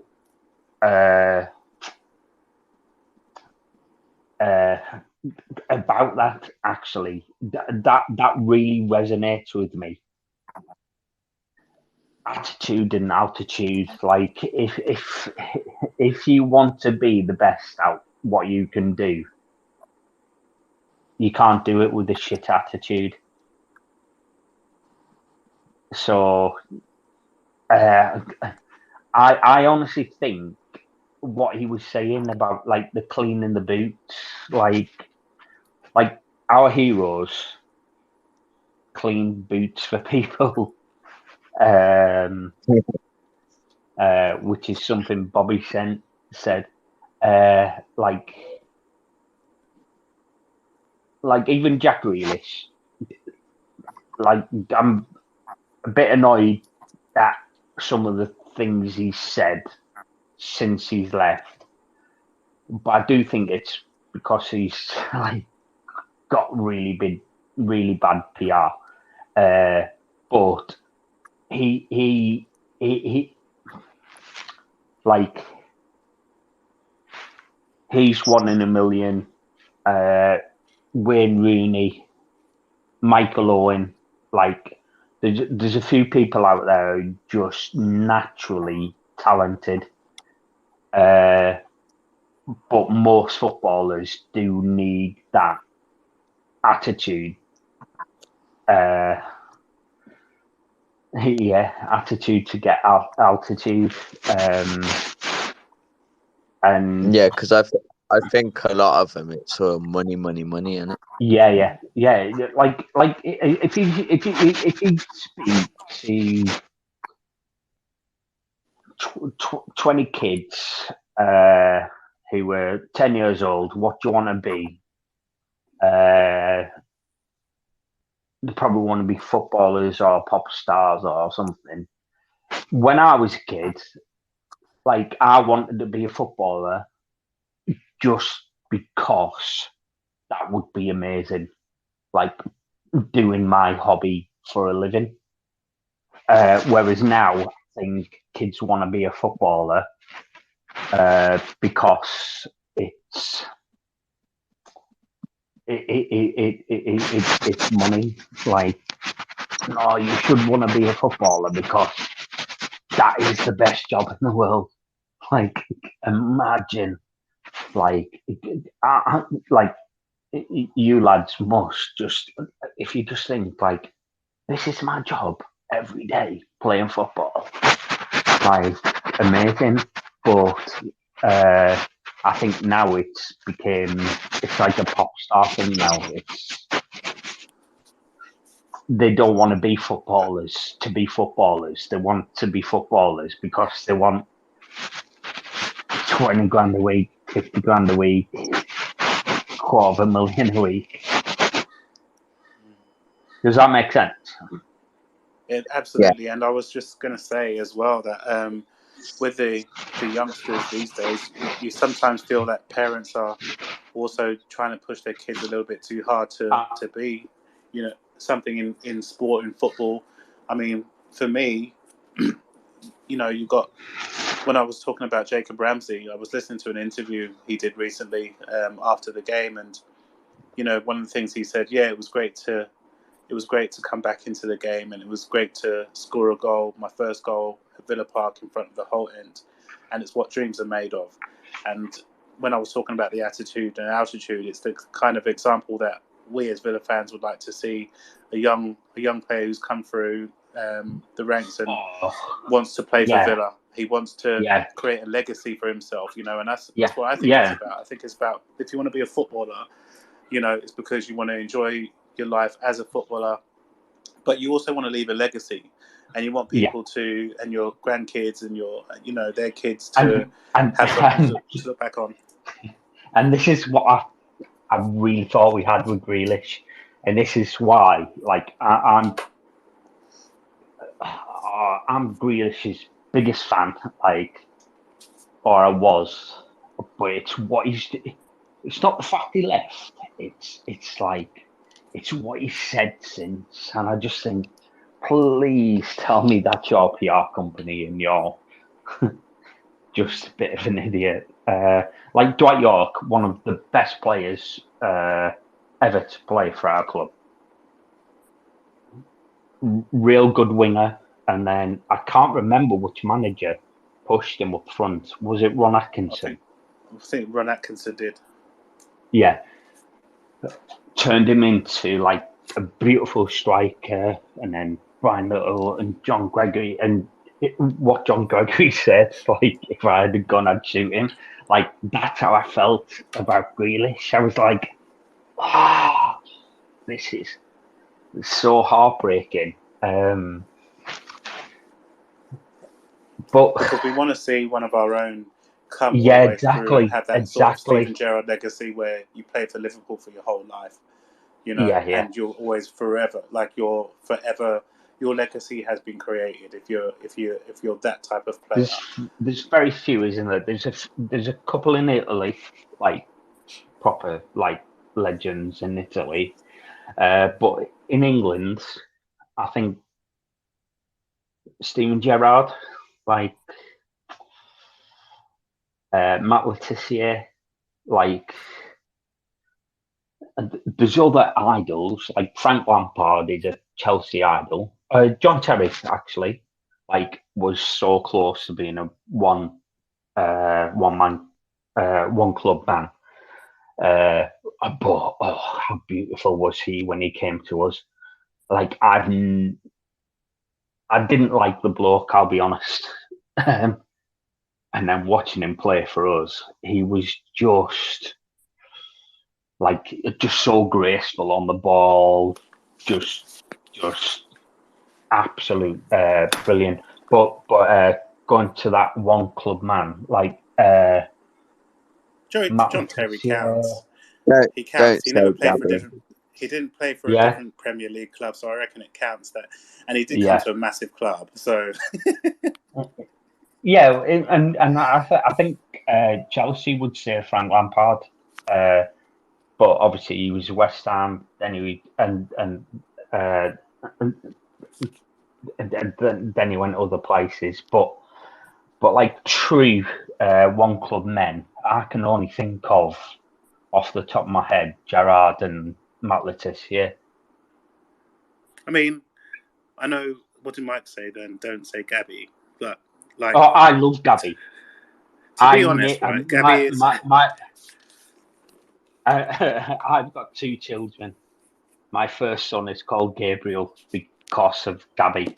So nice. I'll take Gabby love all day. Look, Gabby is one of those, right? So like, I feel like he's a love-hate person, and then I try to look at the situation in a different light. So like, just the alternative to what I'm reading.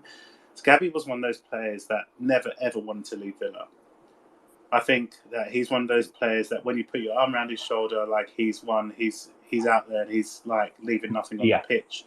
And it was testimony to Martin O'Neill, and I think Martin O'Neill created that for him. He made him, scoring goals against hat-tricks against Man City and being one of our all-time leading scorers. I feel like that because we the haters will say, well, he was there that long, he would score. What I would say is he started on the wing. He wasn't a striker. Martin O'Neill turned him into that goal scorer, and he still didn't turn him into a striker. He turned him into a goal scorer. And that's the thing. We had bad leadership in terms of the owners of the club. We had bad, terrible managers, to be fair, that were coming in. And, players like Gabby need their arm around the shoulder and, needs a decent manager. And we hadn't had that for such a long time. And I felt like he just lost his way in a lot of aspects because of uncertainty. I think towards the end, and everyone did. I think most people, when we listen to him on TV sometimes, he does talk a little bit, or on the radio, he does talk rubbish sometimes, but he's not the brightest lad, is he? But he's not the brightest lad. But he also knows how to wind people up. So he's perfect for TalkSport. He's perfect for TalkSport. Yeah. He is your ideal man. If you don't support a Villa, he's proper rouse everyone, rouse the Leeds fans, he rouse but for me, I support Aston Villa because of Tony Daly, and he was the only player. I'm not saying he's the best player by any stretch, but he's the only player who we've had who excited me like Tony Daly. Them 2 players for me my best because every time they got the ball, I was so excited. Our best players, I honestly, like, I'm not taking anything away from God, but God wouldn't be God if it wasn't for Sean Teal. Sean Teal was a great centre-back. And that's what Bobby said earlier. Like, Mings hasn't got that bite. So I feel like Mings and Konza, neither of them have got that bite that Sean Teal had. Hopefully one of them get it, but that really resonated with me. I was like, Paul McGrath is by far the best player I've ever seen play for Aston Villa. No doubt about it. But he's not an exciting player because he's a centre-back. Tony Daly and Gabby excited me every time they touched the ball. And that's why I love Gabby, and I know he's not everyone's favourite, but it's like, if you just think about, I remember his debut. I lived in Gran Canaria at the time. It was against Everton, wasn't it? And we lost. But he picked the ball up like on the halfway line and just started to dribble. And I was like, this lad's got something. And he ended up scoring, but we lost.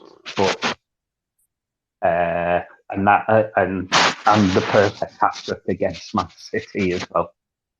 Right foot, left foot header. Is that his only hat trick for us?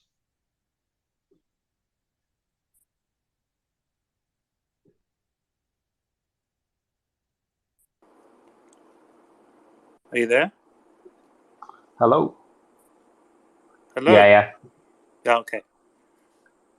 Oh, hang on. I think my mic's on here. Can you hear us? I can hear both of you. The bottom of my screen saying the mic is on.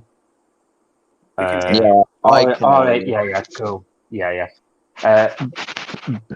Basically, I just spent 5 minutes just like wanking over Gabby. So if you didn't hear that, then it doesn't matter. Is that what the noise is? Is that what the noise was? Honestly, like I remember his debut against Everton. I was like, this guy's something. His perfect hat trick against Man City. Yeah, I did. I was listening, to be honest. All right, cool. I wasn't ignoring you. I was waiting for Tez to speak. See, Tess, I don't even know if I follow you. If I do, I've never interacted with you. Where I've interacted with Mike quite a bit. But I remember like Luke Moore scoring hat trick with the Borough 4-1. Like, and I thought, oh, is this his moment? Like, is Luke Moore gonna be our like new striker? And obviously, didn't happen. Was that Luke? Luke Moore, yeah. Yeah. I actually listened to a podcast with Stefan Moore, and it was quite good actually. He's All right. Yeah. Yeah, and he said that he admitted on there that Luke was better than him. Luke, this game should have you know the Steve Bruce cabbage thing, right? Yeah. So this game we won 4-1, Luke Moore got a hat trick. I can't tell you when it was. I'm gonna go mid-noughties, but we'll be able to find it. A fan ran on the pitch and threw his season ticket at Steve McLaren. Middlesbrough. Wasn't that Middlesbrough? But he, the Wally with the yeah, bottom. yeah, but he didn't get sacked, and then he went on to be their most successful manager ever. He got them like the one League Cup, I think, and got to the UEFA Cup final. They were absolutely battered in the final, but their run in the UEFA Cup is like iconic. Like, I'm from Middlesbrough, I don't live there anymore, but like my best friend from school, like he's got like this, you know how he loves the nylon picture where he's holding the ball. Yeah. well, in the semi-final, this diving header like was just like epic, and it goes down in it's like you know how we've got like the banner, like I can't remember the word for word, but yeah, obviously, yeah, famous commentary in the yeah. So like, even though it only got them to the final, it was a semi-final. This is like Borough's like epic like commentary. It's like like I can send you pictures. Like, people have got it painted on their houses and stuff. And I was like, Really? you only got you only that was only the semi-final in the UEFA Cup. But I still have a soft spot for Borough because of that. I'm babbling loads, aren't I? Sorry, lads. I can't even remember who played for Borough then. It seems so. Was that like Ravanelli and that, or was that before that? It was it was after that. So the real like so I started supporting Villa in about 89, 90, Yeah. something like that. But I think it was about 97. Brian Robson, like, so we've got Gerrard now. Yeah. It was like it's quite common now to get a former player to be a manager, but at the time it wasn't. So Brian Robson became player manager for Borough, and he just signed these just absolute mental people, because it was like, you do know you're coming to Middlesbrough. So you signed like Ravanelli, Emerson, Janino.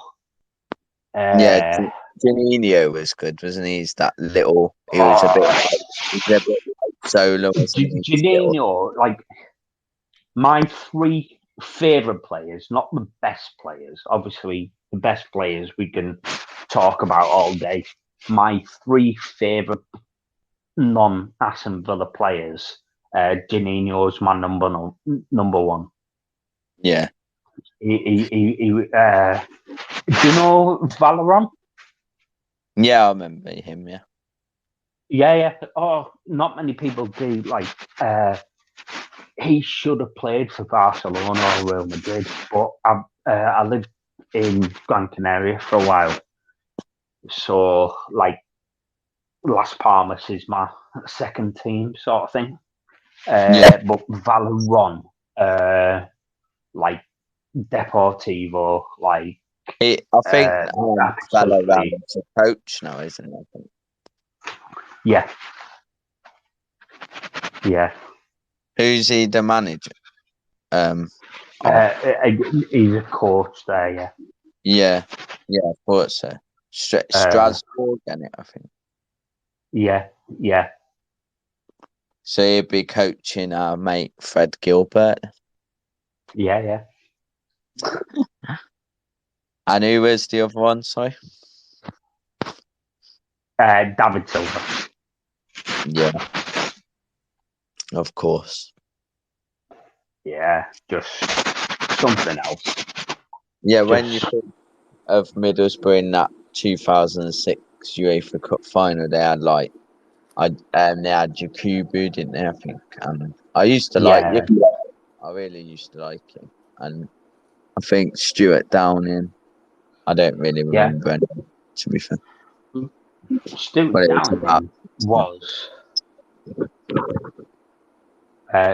Downing was the perfect winger if he had the right striker.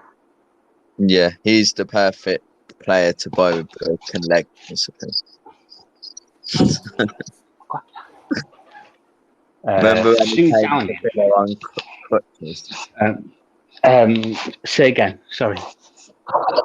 Remember when Downing came to Villa on crutches? yeah. But honestly, like Downing put the ball in the same place every single time. Viduka understood it. Carew understood it. Like honestly, Downing is like my claim to fame is I've played with David Silva, Stuart Downing, and Jonathan Woodgate, but I haven't actually played with them. So I played heads and volleys with Stuart Downing.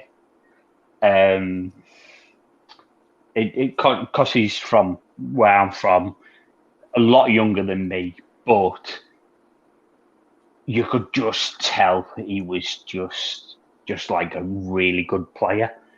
I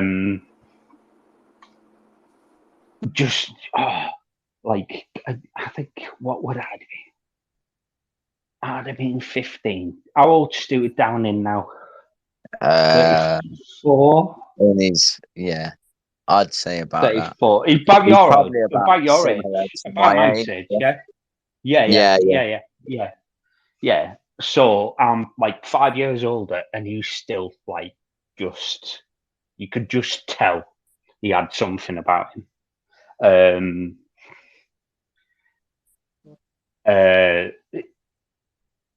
And Downing just did the same thing. He always He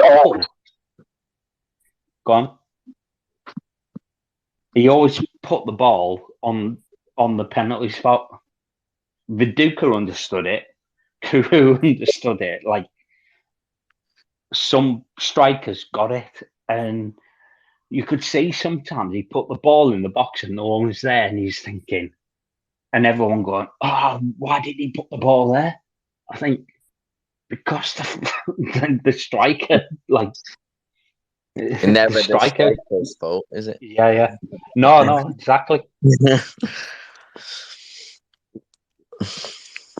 Did you guys talk about Martinez signing a new contract?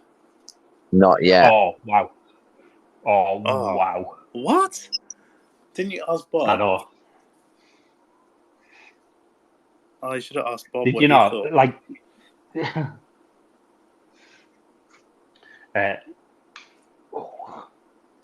Mike, you go. You tell us what you think of the new signing of the contract. Me first. Yeah. Oh, damn. You're the host. Fake host. Yeah, I think obviously it's like another signing, isn't it, really? Yeah. That's the only way to say it. I mean, like, till 2027 as well. That's like quality. Yeah. I mean, who else would you want in our number one spot? I can't. I can't even pick a number two. Nah, I mean, I wouldn't want anyone else, to be fair. If they offered me Yeah. anyone, I wouldn't want them. I'd be like, nah. Right, who is rated as the best goalie in the world at the moment? For me, Like, go on. I'd go with Emi Martinez if you're asking me who I rate as number one. No, like, so I'm joking. let's say it's not him. No, I think it's the do you know, I'm split in opinion because I don't think Edison is one of the best. I mean, he's a great goalkeeper. I don't think he's one of the best. He's the best in the world. And Allison, great goalkeeper, but I don't think best in the world because it's really hard to determine how good a goalkeeper you are when you have a really tough defense. You know, like you've got the best of the best, and it's hard to establish whether you're a great goalkeeper because sometimes just shot stopping isn't enough. There's a lot more to goalkeeping, right? So you look at players like can I jump in? Yeah. Like shot stopping. I remember somebody said to me, Guzan is the best shot stopper I've ever seen. And I thought, but isn't that your job? Like, that is literally your job is as a goalkeeper. That is literally your job, isn't it? Yeah, and to stop. I was just going to say, like, you need somebody commanding and all these sorts of things. So I don't know. You got like Donnarumma, I think is his name Donnarumma, the Italian goalkeeper. What did you have that in there? I can't remember what his name is, but I think he was one of the. He's one of the top keepers for me in the world. But I think, when it comes to recent trophies, etc., Emi Martinez is up there. Just won Copa America, which is a major tournament with Argentina, and as he was saying, if Villa didn't give him the opportunity to come and be a number one, he may not be playing for Argentina. And getting all those clean sheets and doing his celebrating dance because he's like a top quality goalkeeper that we've managed to keep until 2027. I think it's amazing. I think it's a really, really good signing. I was so excited because he's one of those kind of players for me who embodies the club. He wears his heart on his sleeve, and this is loyalty. Like, in my opinion, this is a player that's come out and showing how loyal he is to the club for giving him an opportunity. We thought this about Grealish. There's a difference. I think there's a difference in. I hope so. Because when you listen to Martinez, he talks about his family, and he talks about opportunity and trying to be the best version of himself, which is the line that's coming out of Villa at the moment. But I think he truly embodies it. And he said it when he signed for the club in the first place, that he said, look, I don't think it's a downward step to go to Aston Villa. This is my chance to become a number one and not be a number two, where people want me. And I think the other line was, Villa's a massive club, mate. So, or it's a big club, I think. So I think he's going to be one of those players that we can look at and say this is probably one of the signings of the season, because I'm sure there would have been other clubs looking at him. So really good signing for me. Like, I think it's a bigger signing than Coutinho. Yeah.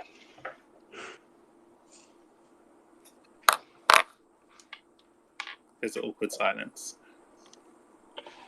Oh no. No, I just agree with you. Does anybody else want to jump in and have an opinion on Martinez? What about Ivan? He hasn't said anything yet. Is he there? Because yeah, I'm here again. Oh, mate, how are you? You've been waiting in the dark for to speak. I was there at the beginning, mate, and I'll be honest, I dozed off. was really sorry. Yeah, I completely dozed off and I just woke up probably about It's all that 15 hard minutes work. ago. Yeah. What? It was, I'm not actually in between jobs at the minute, so I'm kind of just doing other bits and pieces around the house and stuff. So yeah, I was up early this morning and I kind of didn't close my eyes for a second and think so. Bringing it back to Villa matters though, yeah, Martinez signing until 2027 is big news. I already seen reports that some clubs were potentially eyeing him up as a potential sort of person they wanted to go after.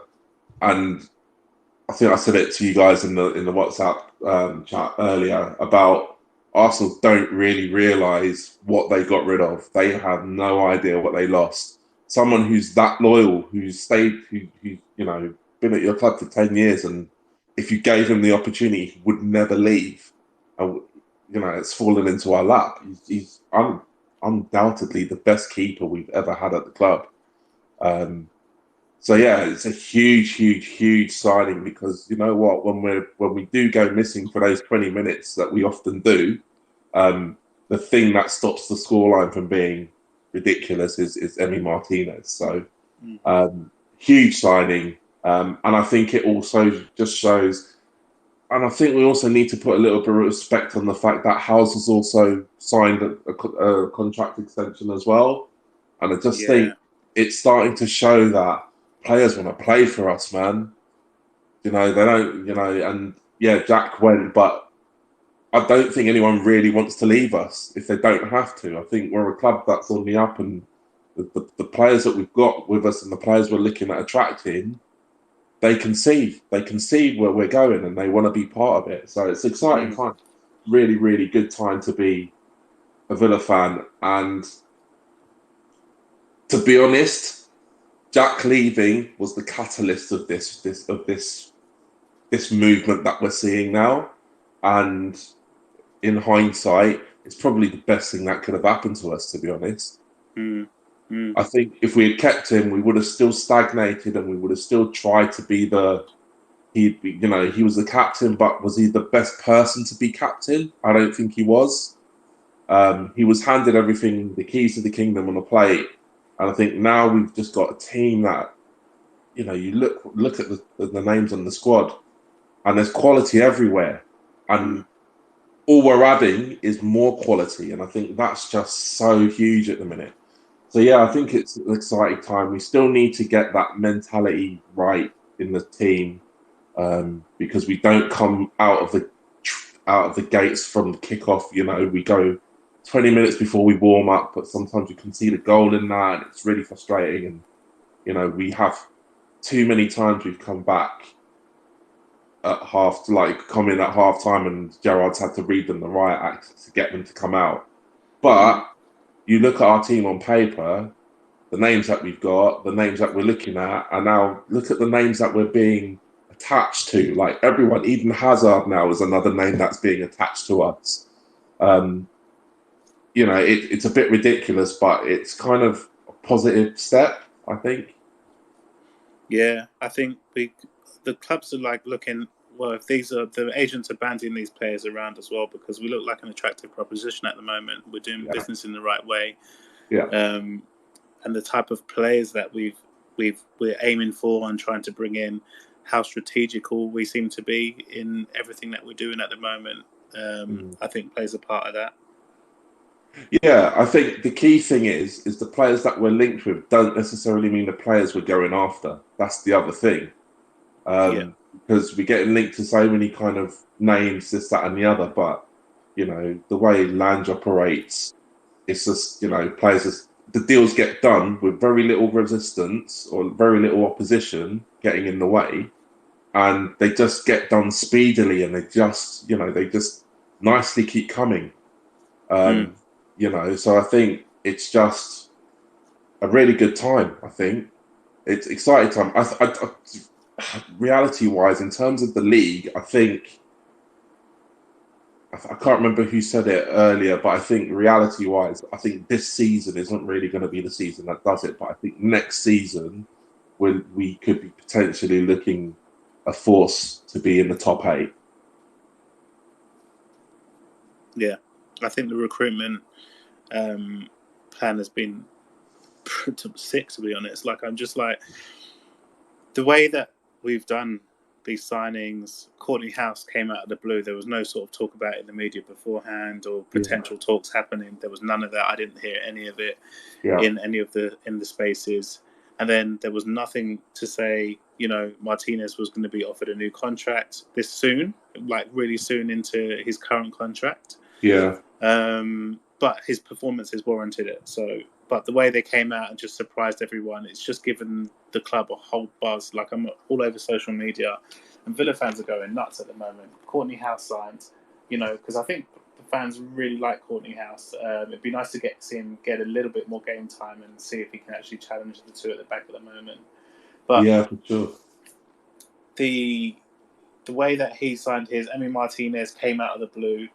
We signed that. We've brought in Coutinho, and we've brought in Luca Dean, which was a great piece of business. I just think that we've been so strategic in what we're doing, and this January with transfer window, we're not holding back. While everyone else is saying, no, we don't want to buy in January, if you pick your players right, that will suit the way that your club is playing football, you can do some great business. And I think our owners, Johan Lange, and even Perslow, Gerard, they've all done like a really good job so far in this transfer window. So if we couldn't get anybody else in, I would understand. Like, I wouldn't be upset about it. Yeah. But I think also we've benefited from the fact that most other clubs don't have the money because of COVID. They don't have the money to spend on big in the transfer market, whereas we're in a position where our owners are still got the financial clout to back us in this window, which makes it a lot easier to operate because we know the prices are a bit more inflated in January anyway. But when you've got so many clubs who basically won't do any business unless they really have to, it does make trying to get your January signings a bit easier. You know, if it was a summer transfer window, we'd probably have a little bit more competition for some of the players we were looking at. But yeah, I think, you know, we're in a good spot. It'll be interesting. Go on. Yeah, sorry. Yeah, I was just going to say that you made a really good point there, that nobody else has got the money to spend in January because of COVID, etc. And then I was just thinking that, you know, when the summer comes, there'll be a lot more competition, as you said. Yeah. Which is why January for me is they're not worried about the finance. They're going out there to get deals done, knowing that there'll be limited competition at the moment and we can afford it. You made the perfect point. And that's why at the moment I'm buzzing, because I'm thinking, like, this club is finally starting to be run in the way that it's supposed to be run. You know, even back to Deadly Doug, you know, the man. Like, we had a club that was organised, had structure, and had some sort of culture around us. Yeah. And we haven't had that for such a long time. But at the moment, the way that they came in, the owners came in, the appointments so that Perslow's made, they've done strategic stuff the whole time, and it always seems to be bang on. And at the moment, they've got every single Villa fan buzzing because they brought in two signings so far, and got 2 recontracts. And Villa fans are like, they'll be going to Villa Park buzzing now, knowing that these guys have committed their futures to the club, or immediate futures in some cases. So I think they're doing a great job. Yeah, and I think there is one other factor which also ties into it all, and it's like players like Buendia are starting to find their feet, which we hadn't had earlier in this season. But Buendia at the minute is looking like it's one of our most consistent players.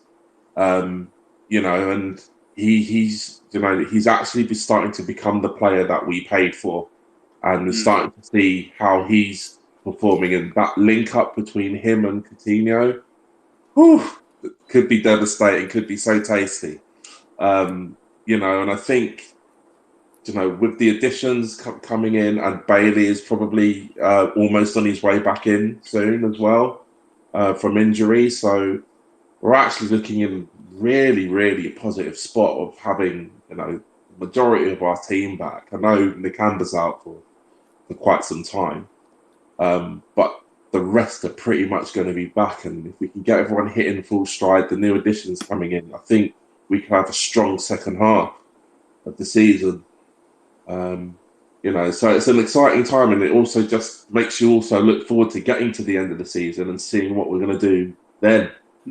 I think next season will be the one where we want to go all out and get that European spot. I think that's the real sort of target. I think if we get it, if we creep in through the back door now, it's great. But I think next season is the one that we want to really cement it and really have a good crack. So it's great that we've got this January window to get a few in, get them bedded into the team, and then see where we need to improve.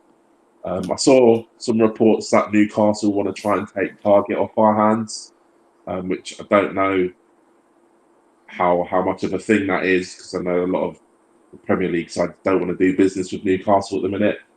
And also there's talk about Man United wanting to take McGinn as well, which will be interesting. I wonder if they're going to try and tie him down to better contracts or what before any bids come in. So it'll be interesting to see how it all pans out. Mike? But he hasn't gone to sleep, has he, Mike? He's probably gone to sleep, man. He'll be like, sorry lads, I just was on the toilet there.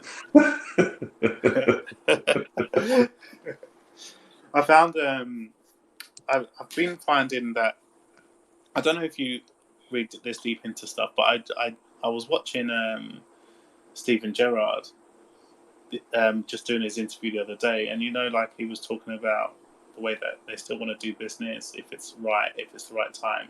Yeah. But then he was also talking a lot about, look, we want to start having good cup runs. We want more games.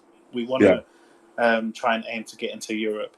He's not shying away from what the targets are, but he's also instilling the mentality into the players, right? Because he's saying to them, when you go out, we want to win European Cup. We want to be in the European Cup. We want to play in Europe. We want to have good cup runs. All the players are now starting to say that. Whereas, do you remember the kind of thing that we used to say? It was like, so what's your aim for target for the end of the season? It was like, we just want to make sure we can try and get to mid-table. If we can finish 10th or 11th, that'll be a good season. And that's no longer a talking point. It's like, well, we want to go as far as we can go. We'd like to be playing in Europe, and we want to have big cup runs. But the language has changed. Yeah, but do you know what? Why that is? That's aiming for mid-table. No big club does that. That's a change in mentality. It's like, do you know what? If we're going to be in something, we need to be going for it. If it's a cup, we should be going for it. And to be honest, we need those cup games to get the younger lads in. The cup runs are the ones where you get your academy kids in, and you give them a crack at something. And if you're not in those cup games, if you're not making it and progressing through, and you're going out in the third round or whatever it is, that's less game time for your academy kids to come through, because a lot of teams use the academy to, get them a bit of game time and at a higher level. And I think that's hugely important, because if we're only got our league campaign to do that, then it limits the options for the younger guys to come in. But also, it's a winning mentality. If you win a cup, it's a cup. It means you've won something. And let's face it, the only trophy we've won recently is the playoff trophy when we came back up. So, I think it's about changing that mindset, and that's a winning mindset. And I think that's what you get when you have players of the caliber of Coutinho, who's been at levels and won things, and same for Dean, again, who's been at clubs and won it at the highest level. You want to, if you've got an opportunity to win something, go out and win it. We should be doing better in the cups. I think so. And don't forget, we did make a final, so and Dean Smith did manage to do that, and he did often, in fairness, say that, we'd like to have a good cup run. But when it came to sort of talking about the league and stuff, it was like, we want to make sure we establish ourselves, which he did. Yeah. But, this season was the season that in our target, I think in our 5-year plan, we would have been saying, right, we already should be pushing for the top. We should already be in the top half of the table with the kind of players that we've got. And in fairness, I think that's fair. Like, I felt like we had a really good squad, good enough to be finishing inside the top 10 for sure. Yeah. We just had a bad run of form and tactics at points and stuff like that as to why we didn't end up doing so well in the league, as to why we changed. But I just feel like the mentality is on a different level now. Like, and we're not saying, oh yeah, great, we're going to finish 12th this season, that'll be awesome. Like, we're talking about if we're not finishing in the top 8, it's a disappointment. Yeah. And then it challenges the players for next season, especially the ones that we'll probably bring in when they've had a pre-season and the new transfer window. I'd imagine some players in the current squad will definitely be leaving and being replaced with players that kind of suit. Because we don't really play with wide wingers at the moment, do we? So, no. There's no need for a Trezeguet, or there's no need for a Traore, really, even though he can play inside, but he's not consistent enough. And I think that Gerrard will want somebody who he can rely on every week to run for 90 minutes, Yeah, I think what Gerrard is trying to do is also is to put competition for spots. So as much as Kashi hasn't done anything wrong, if he's not there, who's going to be there to do? If he gets injured, who's going to be there to do his job consistently and to his level or higher? So I think Gerrard works on the basis of there needs to be competition. And sad for Matt, for Matt Target, but Dina's come in and just taken his spot, But I think if Target could up his game and could push his way, he could potentially force his way back in. I don't really see it happening because I think we've seen him at his peak. But I think that's basically the ethos with Gerrard, which is everyone is expendable, and it's not like in a horrible way, but it's like if we want to go where we want to go, then we need to have the right people to deliver that. Yeah. And and I think that's kind of where Dean Smith let himself down a bit, because he would always play the same 8 or 9 and change 1 or 2. Whereas, we've had Marvelous Nakamba sitting on a bench for 2 seasons, for near enough 2 seasons, and he's come on and been a revelation. All right, now he's injured. But that also shows that we need somebody of his capability or higher to fulfill the role that he's playing. So, I think it's kind of a subtle way of putting all the players on notice that, you need to perform, otherwise we'll find someone who will. But competition for play, it's a change of ethos. It's just everything is about a winning mentality. And you either fit in with the vision of what we want to do, or you don't, and, we'll find someone who does. And we haven't been in that situation for a long time, so it might seem like a bit of a shock that we're going to potentially look at losing some club favourites. I know El Ghazi was on my shit list for quite some time, and I do appreciate how good he was for us before, but we have to accept he just wasn't at the level now, and it was time for him to move on. He's still, he's only out on loan anyway, so he could still come back and whatever else. But I just think it's a new ethos, and we're just changing our mentality a bit, and I think the team needs to change with that as well. Yeah, I agree. And also, you look at like the big clubs, right? Or the teams at the top of the table at the moment. So your Man City's and Liverpool's. Yeah. Even though, like, if they've got, say, Ben Chilwell at Chelsea, for example. I mean, if he's injured or he's out of the game, the next person that can come in is someone like Alonso, right? Yeah. There's always and Alonso may not be the player he was a year or 2 ago, but he's still a top quality defender that can come in and do the job that he's supposed to do. Whereas, and even if you look at Man City, if Cancelo's not playing, then they got, you know, maybe a Zinchenko, or they've got the Ruben Diaz, and very often De Bruyne comes off the bench, and it's like, well, you can have a player of De Bruyne's caliber on the bench. Do you know what I mean? And bring him in to play the last like 30 minutes. That tells you something about the quality of the bench, and you know, I guess what you're alluding to is that's where we need to move to. Yeah, like we need to be able to replace players during a match, or if there's injuries, with somebody who is a like for like, because they're competing for that spot. Yeah. And whoever's got that spot at the moment needs to hold on to it, because a couple of bad performances, you already know that this person's on your tail, and they can come in and they're going to get a run of games, and then you might not get your spot back. So then you have to work hard again to try and get your spot back. And I think that's going to be good for Matt Targett. I don't think he's going to be sold in the window. No. I think we still need him. I just feel like we're going about it the right way. We do need 2 players for every sort of position. If we can, that's, you know, obviously one player is going to be better than another one, but if the other one's like... Back 4, I think, will be unchanged. You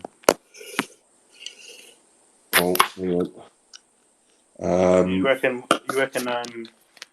Consa's going to be fit? I don't know, to be honest. He looked like he was running a bit in training when I watched the video on AVTV. Yeah. Hang on, I've got FPL nonsense as requested, so I think I might let him let's on. go. Let's go. Hang on, have I done it? FPL nonsense, I have to follow.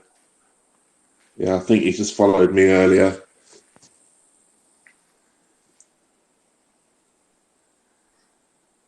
We've got Gary's in here as well.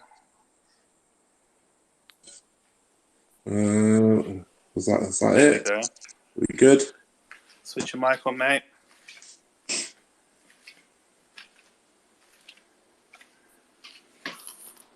Hello. Hello. Hello. How's it going? Hello? Yeah. Hello.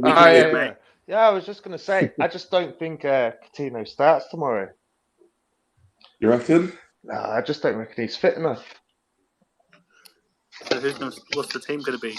Well, I think he'll play Watkins and Ings again. Oh, no. No, I reckon that's what he's going to have to do. I just don't reckon Coutinho's got 90 minutes in him. And would you rather start him, or would you rather have him come on in the second half? To be honest with you, I'd rather start him, to be fair. Rather than we go a goal down and then we're chasing the game, I would rather start him and see if we can get that early, or get ahead earlier, rather than chase the game. Yeah, I suppose, but I don't know. I just can't see it happening. I just don't. There is leadership style to him. So loud as well. Yeah. His voice travels all through the stadium. Yeah. But I love it, and I think he's been one of the best servants to our club. Like, I think he. There's got to be a time where there's going to be competition for his place, because, as I said, you need 2 players for every position. Yeah. Because otherwise you can be complacent, your concentration levels dip, or your confidence goes. But you can't afford that to happen if you've got, you know, someone standing right behind you who's waiting to take your place. They're just waiting for their opportunity. So we will need to sort that out. Yeah, well, one thing, if we got a good CDM in, there's going to be Douglas Luiz, McGinn, and Sanson all fighting for one spot. Yeah. Yeah, if we get a CDM in, it'll be them 3 fighting for one spot. Yeah, but that's not necessarily that's not a bad thing either, because it means, to be honest, if we play it right and all 3 of them are playing quite well, I mean, ultimately, Man United are interested in McGinn. I'm not saying we should sell him, but if we're going to sell someone, we can at least make some money out of it. Do you know what I mean? And still be reasonably comfortable with you know, the cover we've got. So, you know, I'm not I'm not huge. I wouldn't be hugely worried about 3 players being after one spot, because I think at the end of the day we would probably move someone on anyway, and if we can make some money out of it, then that would be nice because Villa isn't normally a club that makes money on players. Yeah, no, I completely agree. Oh, hello. Yeah, still here. Oh, right, yeah. Sorry, I just put my phone down. That's all good. Yeah, no, I agree with you. I agree with competition for all the spaces. It makes people work harder. And that's it. Cash needs some competition now because he needs to step up his game.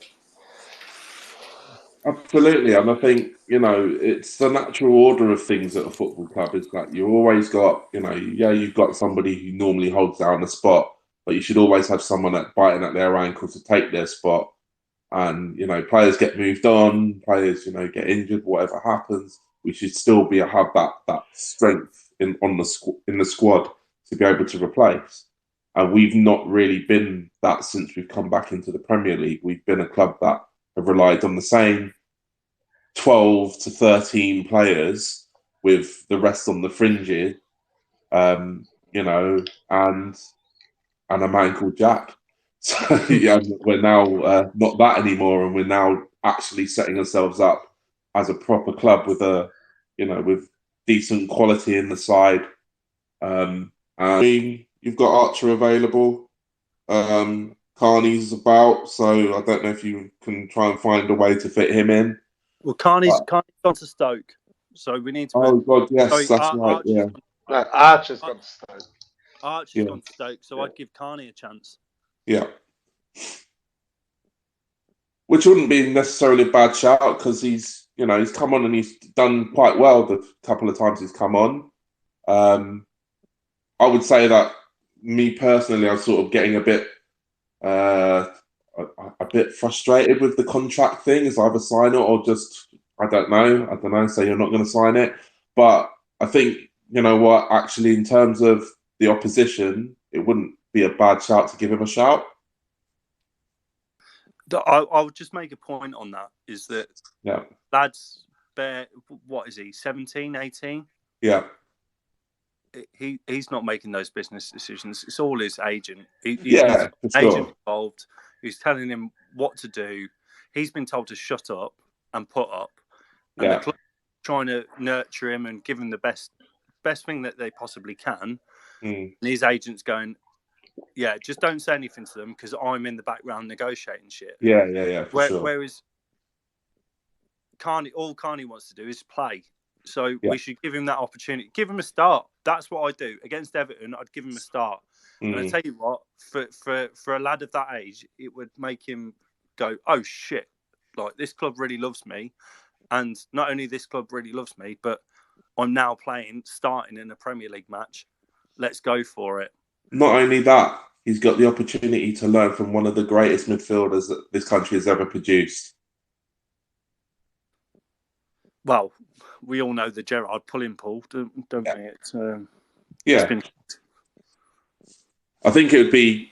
I mean, you're right. It is down to the agent, but the saga just seems to be dragging a bit, and it's a bit annoying. But in terms of him on the pitch, he's done quite well when he's come on at the sub, and I think maybe this is a game that we can kind of bring him on as a starter and see how he does. I disagree. I'm sure you would, mate. Sorry, I disagree. I just feel like, I think that making that type of change now might be just a little bit disrespectful to Everton when we're going to play them tomorrow. I just feel like at this moment we're not on a great run of form, like in terms of games we've performed well but not been getting results. And what we do need to do is we need to get a result, and I think it might be a bit of a risk to try and start. This is going to be an important game, right? Because we've got a big run of games coming in. All these games that we've got coming up are games that potentially 3 points in each based on the squad and the form of the other teams as well. There's potentially a lot of points up for grabs, and I just don't think we're in a position to just throw him in at this stage. I get that, but then conversely, the problem then becomes that then you have to have Ings starting as well, because if you're going to set up with the front four, then if you're not going to have Ings, you're going to have and not start Coutinho, then you're going to have a hole. No, you start with either Watkins or Ings. Yeah. Coutinho, Buendia, Jacob Ramsey. But that's what I'm saying. So you either have to have Coutinho or you have to have Ings in order to make the four work. But what Trimo was saying is he wouldn't start with Ings and you wouldn't start with Coutinho, if I got that right. That's right, yeah. To be fair, looking at Ings over the last few matches, bear in mind that he got that play on from Buendia, and I can't remember what match it was, but it was a sublime ball by Buendia. Yeah.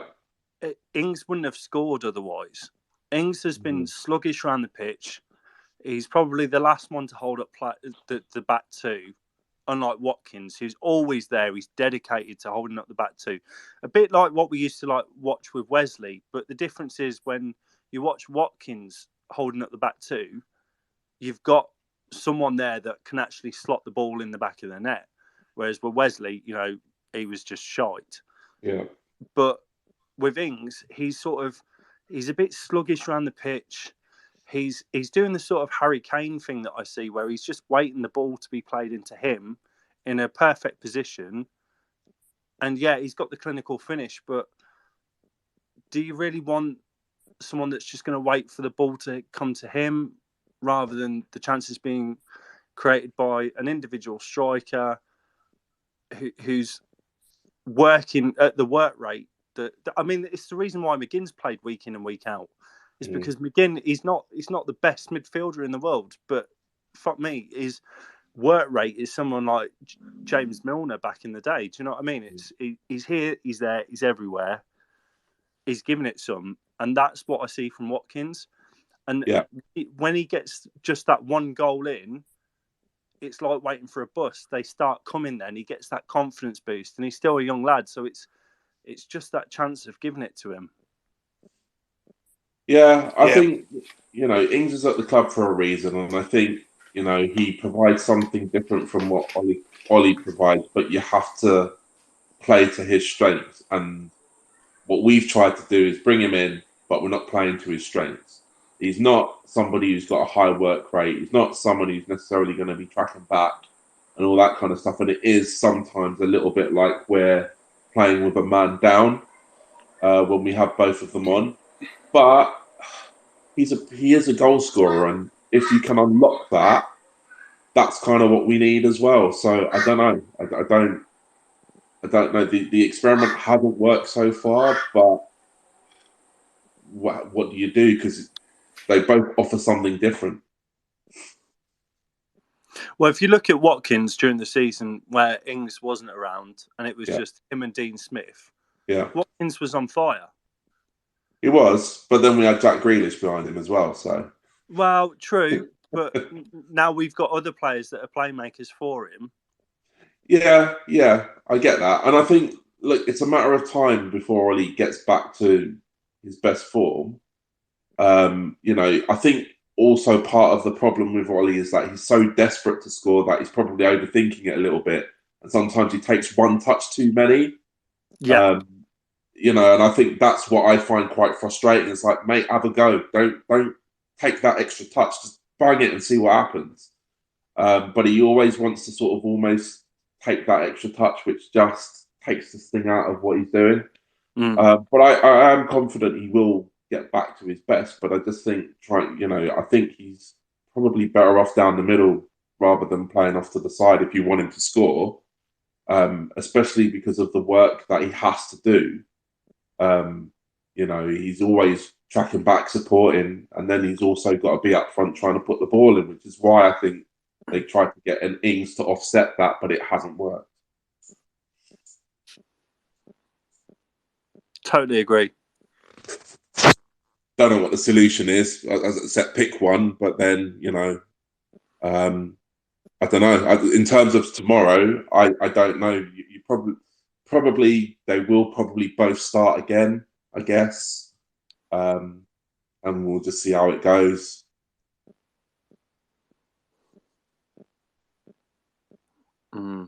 It's difficult to call it, but at the end of the day, I think we'll find out in a few hours what the team's going to be, and we'll go from there. But there are possibilities and options each way you look at it. But yeah, let's see how it pans out. What do you think the score's going to be? I'm going to go with a confident. I'd like to see a clean sheet, but I think one of the other people that spoke on this, and apologies, I can't remember who said it, but I think a 3-1 is more than likely. I feel like we've got the goal scoring potential in us. Yeah. Plus the fact that if you put Coutinho on the last 20 minutes, he's going to create chances for us. I think Luca Dina didn't start particularly well in his last game, in his debut game. Oh, 100%, yeah.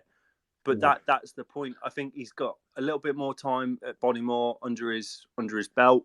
I think he's starting to learn how other players are going. And if he keeps up that same traction, there's going to be a lot more crosses into the box. So, yeah, I'm going to go with a 3-1. But my main concern is that if we don't have that CDM like Douglas Luiz, regardless of how effective you think it is, we've got people that can come onto the pitch from the Everton side, like Rich Arlison and other. I don't know their squad too well, but that they can be dangerous at their time. I mean, we're only going back sort of 12 months ago when they were pushing for Europe with the same squad that they've got now. And fuck me, if they put El Ghazi on, Jesus Christ, you can see him making a real impact, and I say that sarcastically. But I mean, he understands the squad, so he'll know where our weak touch points are. So there is a chance of them scoring a goal. Yeah. But I think that we're too aggressive now. So yeah, I'm sorry, I digress. But yeah, a 3-1. Yeah, I think I called it 2-1. I think Tez said 3-1. And yeah, I mean we're quite an aggressive side, as you said. And even though we go, if we go a goal down, we don't capitulate and we don't stop coming. So, I think I'd like us to have a clean sheet because I think Emmy deserves one after not having one for a bit. But I do think that they've probably got a goal in them. So I think 2-1 is my personal pick. But I think 3-1 has been mentioned a couple of times as well. So I think it's definitely going to be entertaining. I'd like us to do the double against them. They're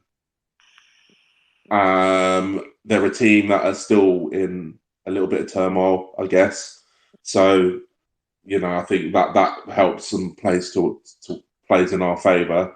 I think we've got a better team, no matter which way you kind of spin it about. In terms of front fours and stuff, I think we've got a bit more quality in the side, and as long as we don't have that little 15-20 minute spell where we switch off, which we keep doing, and it bugs the hell out of me. As long as we don't do that, we could keep a clean sheet. But yeah, I don't know. We don't seem to be good at doing that of late. Look, I grew up as a Celtic fan. Yeah. So my first ever game was Villa versus Newcastle, and I sat back in the day in the Doug Ellis where the away fans now sit, but I was part of the home fans. But basically, I'm Scottish, so I grew up as a Celtic fan, and one of the most frustrating things growing up as a Celtic fan is that long periods of switching off. Yeah. And I'm watching it, and it either comes in the first half or it comes in the second half, and we don't seem to be able to consistently string a full 90 minutes together. Yeah. Do you remember when we beat what was it? Norwich, like 5-1 or whatever it was. Yeah. That's the first. That's the last time that I can really sort of. Please correct me if I'm wrong, but the last time I can think of a full 90 minutes where we just fucking battered another team and we didn't actually let up. Yeah, no, I think you're about right, and I think it's one of my biggest bugbears of the team at the minute is that it happened under Dean Smith as well, where he'd say that he would send them out to do something, to play a certain way, and he would say like they didn't do it, and I used to go, but you're the manager, how can you not do it? But now we've got Gerrard coming in, and he's having to read them the riot act at half time because and give them some home truths at half time because they switched off for 20 minutes or they didn't turn up for 20 minutes. And it's just, for me, it's a mentality problem that we've got. And I think maybe some of the players that we're getting in is to address that, because we just have this bit where you see us, we'll come out and we'll be playing and you'll see that we just kind of take the pressure off, or it's the first half and like it's kick off and then we're defending like our lives depended on it for the first 15 minutes. And then we sort of settle in and start coming out, but we've conceded a goal. So I kind of just want that to be addressed because that's something that we just keep consistently doing. And I don't quite know what it needs to happen to fix it. I think it's a mentality thing. I don't know how. How. There's a major difference between Smith and Gerrard, which is that under Smith, when we'd go really well in the first half and then we'd drop in the second half, and I'd think, shit, I really hope he gives them a good team talk. But we'd go shit in the first half, Gerrard, but I'm convinced when they get back in there and Gerrard has a word with them, that everything's going to be all right in the second half. And we've seen that under Man U and, other teams and stuff. Yeah. That I'm a lot more confident going into the second half, so I enjoy the game more. Yeah. Because I know that as soon as Gerrard gets back into the changing rooms with them, something's going to change. It might not be the result, but it might be the performance. It's the attitude, or it's the way we come out and play after that halftime talk. You can see that he's got to the point. He's told them what needs to improve, and they've got a clear kind of with Dean Smith. Sorry to say, and I'm not trying to beat the guy when he's gone, but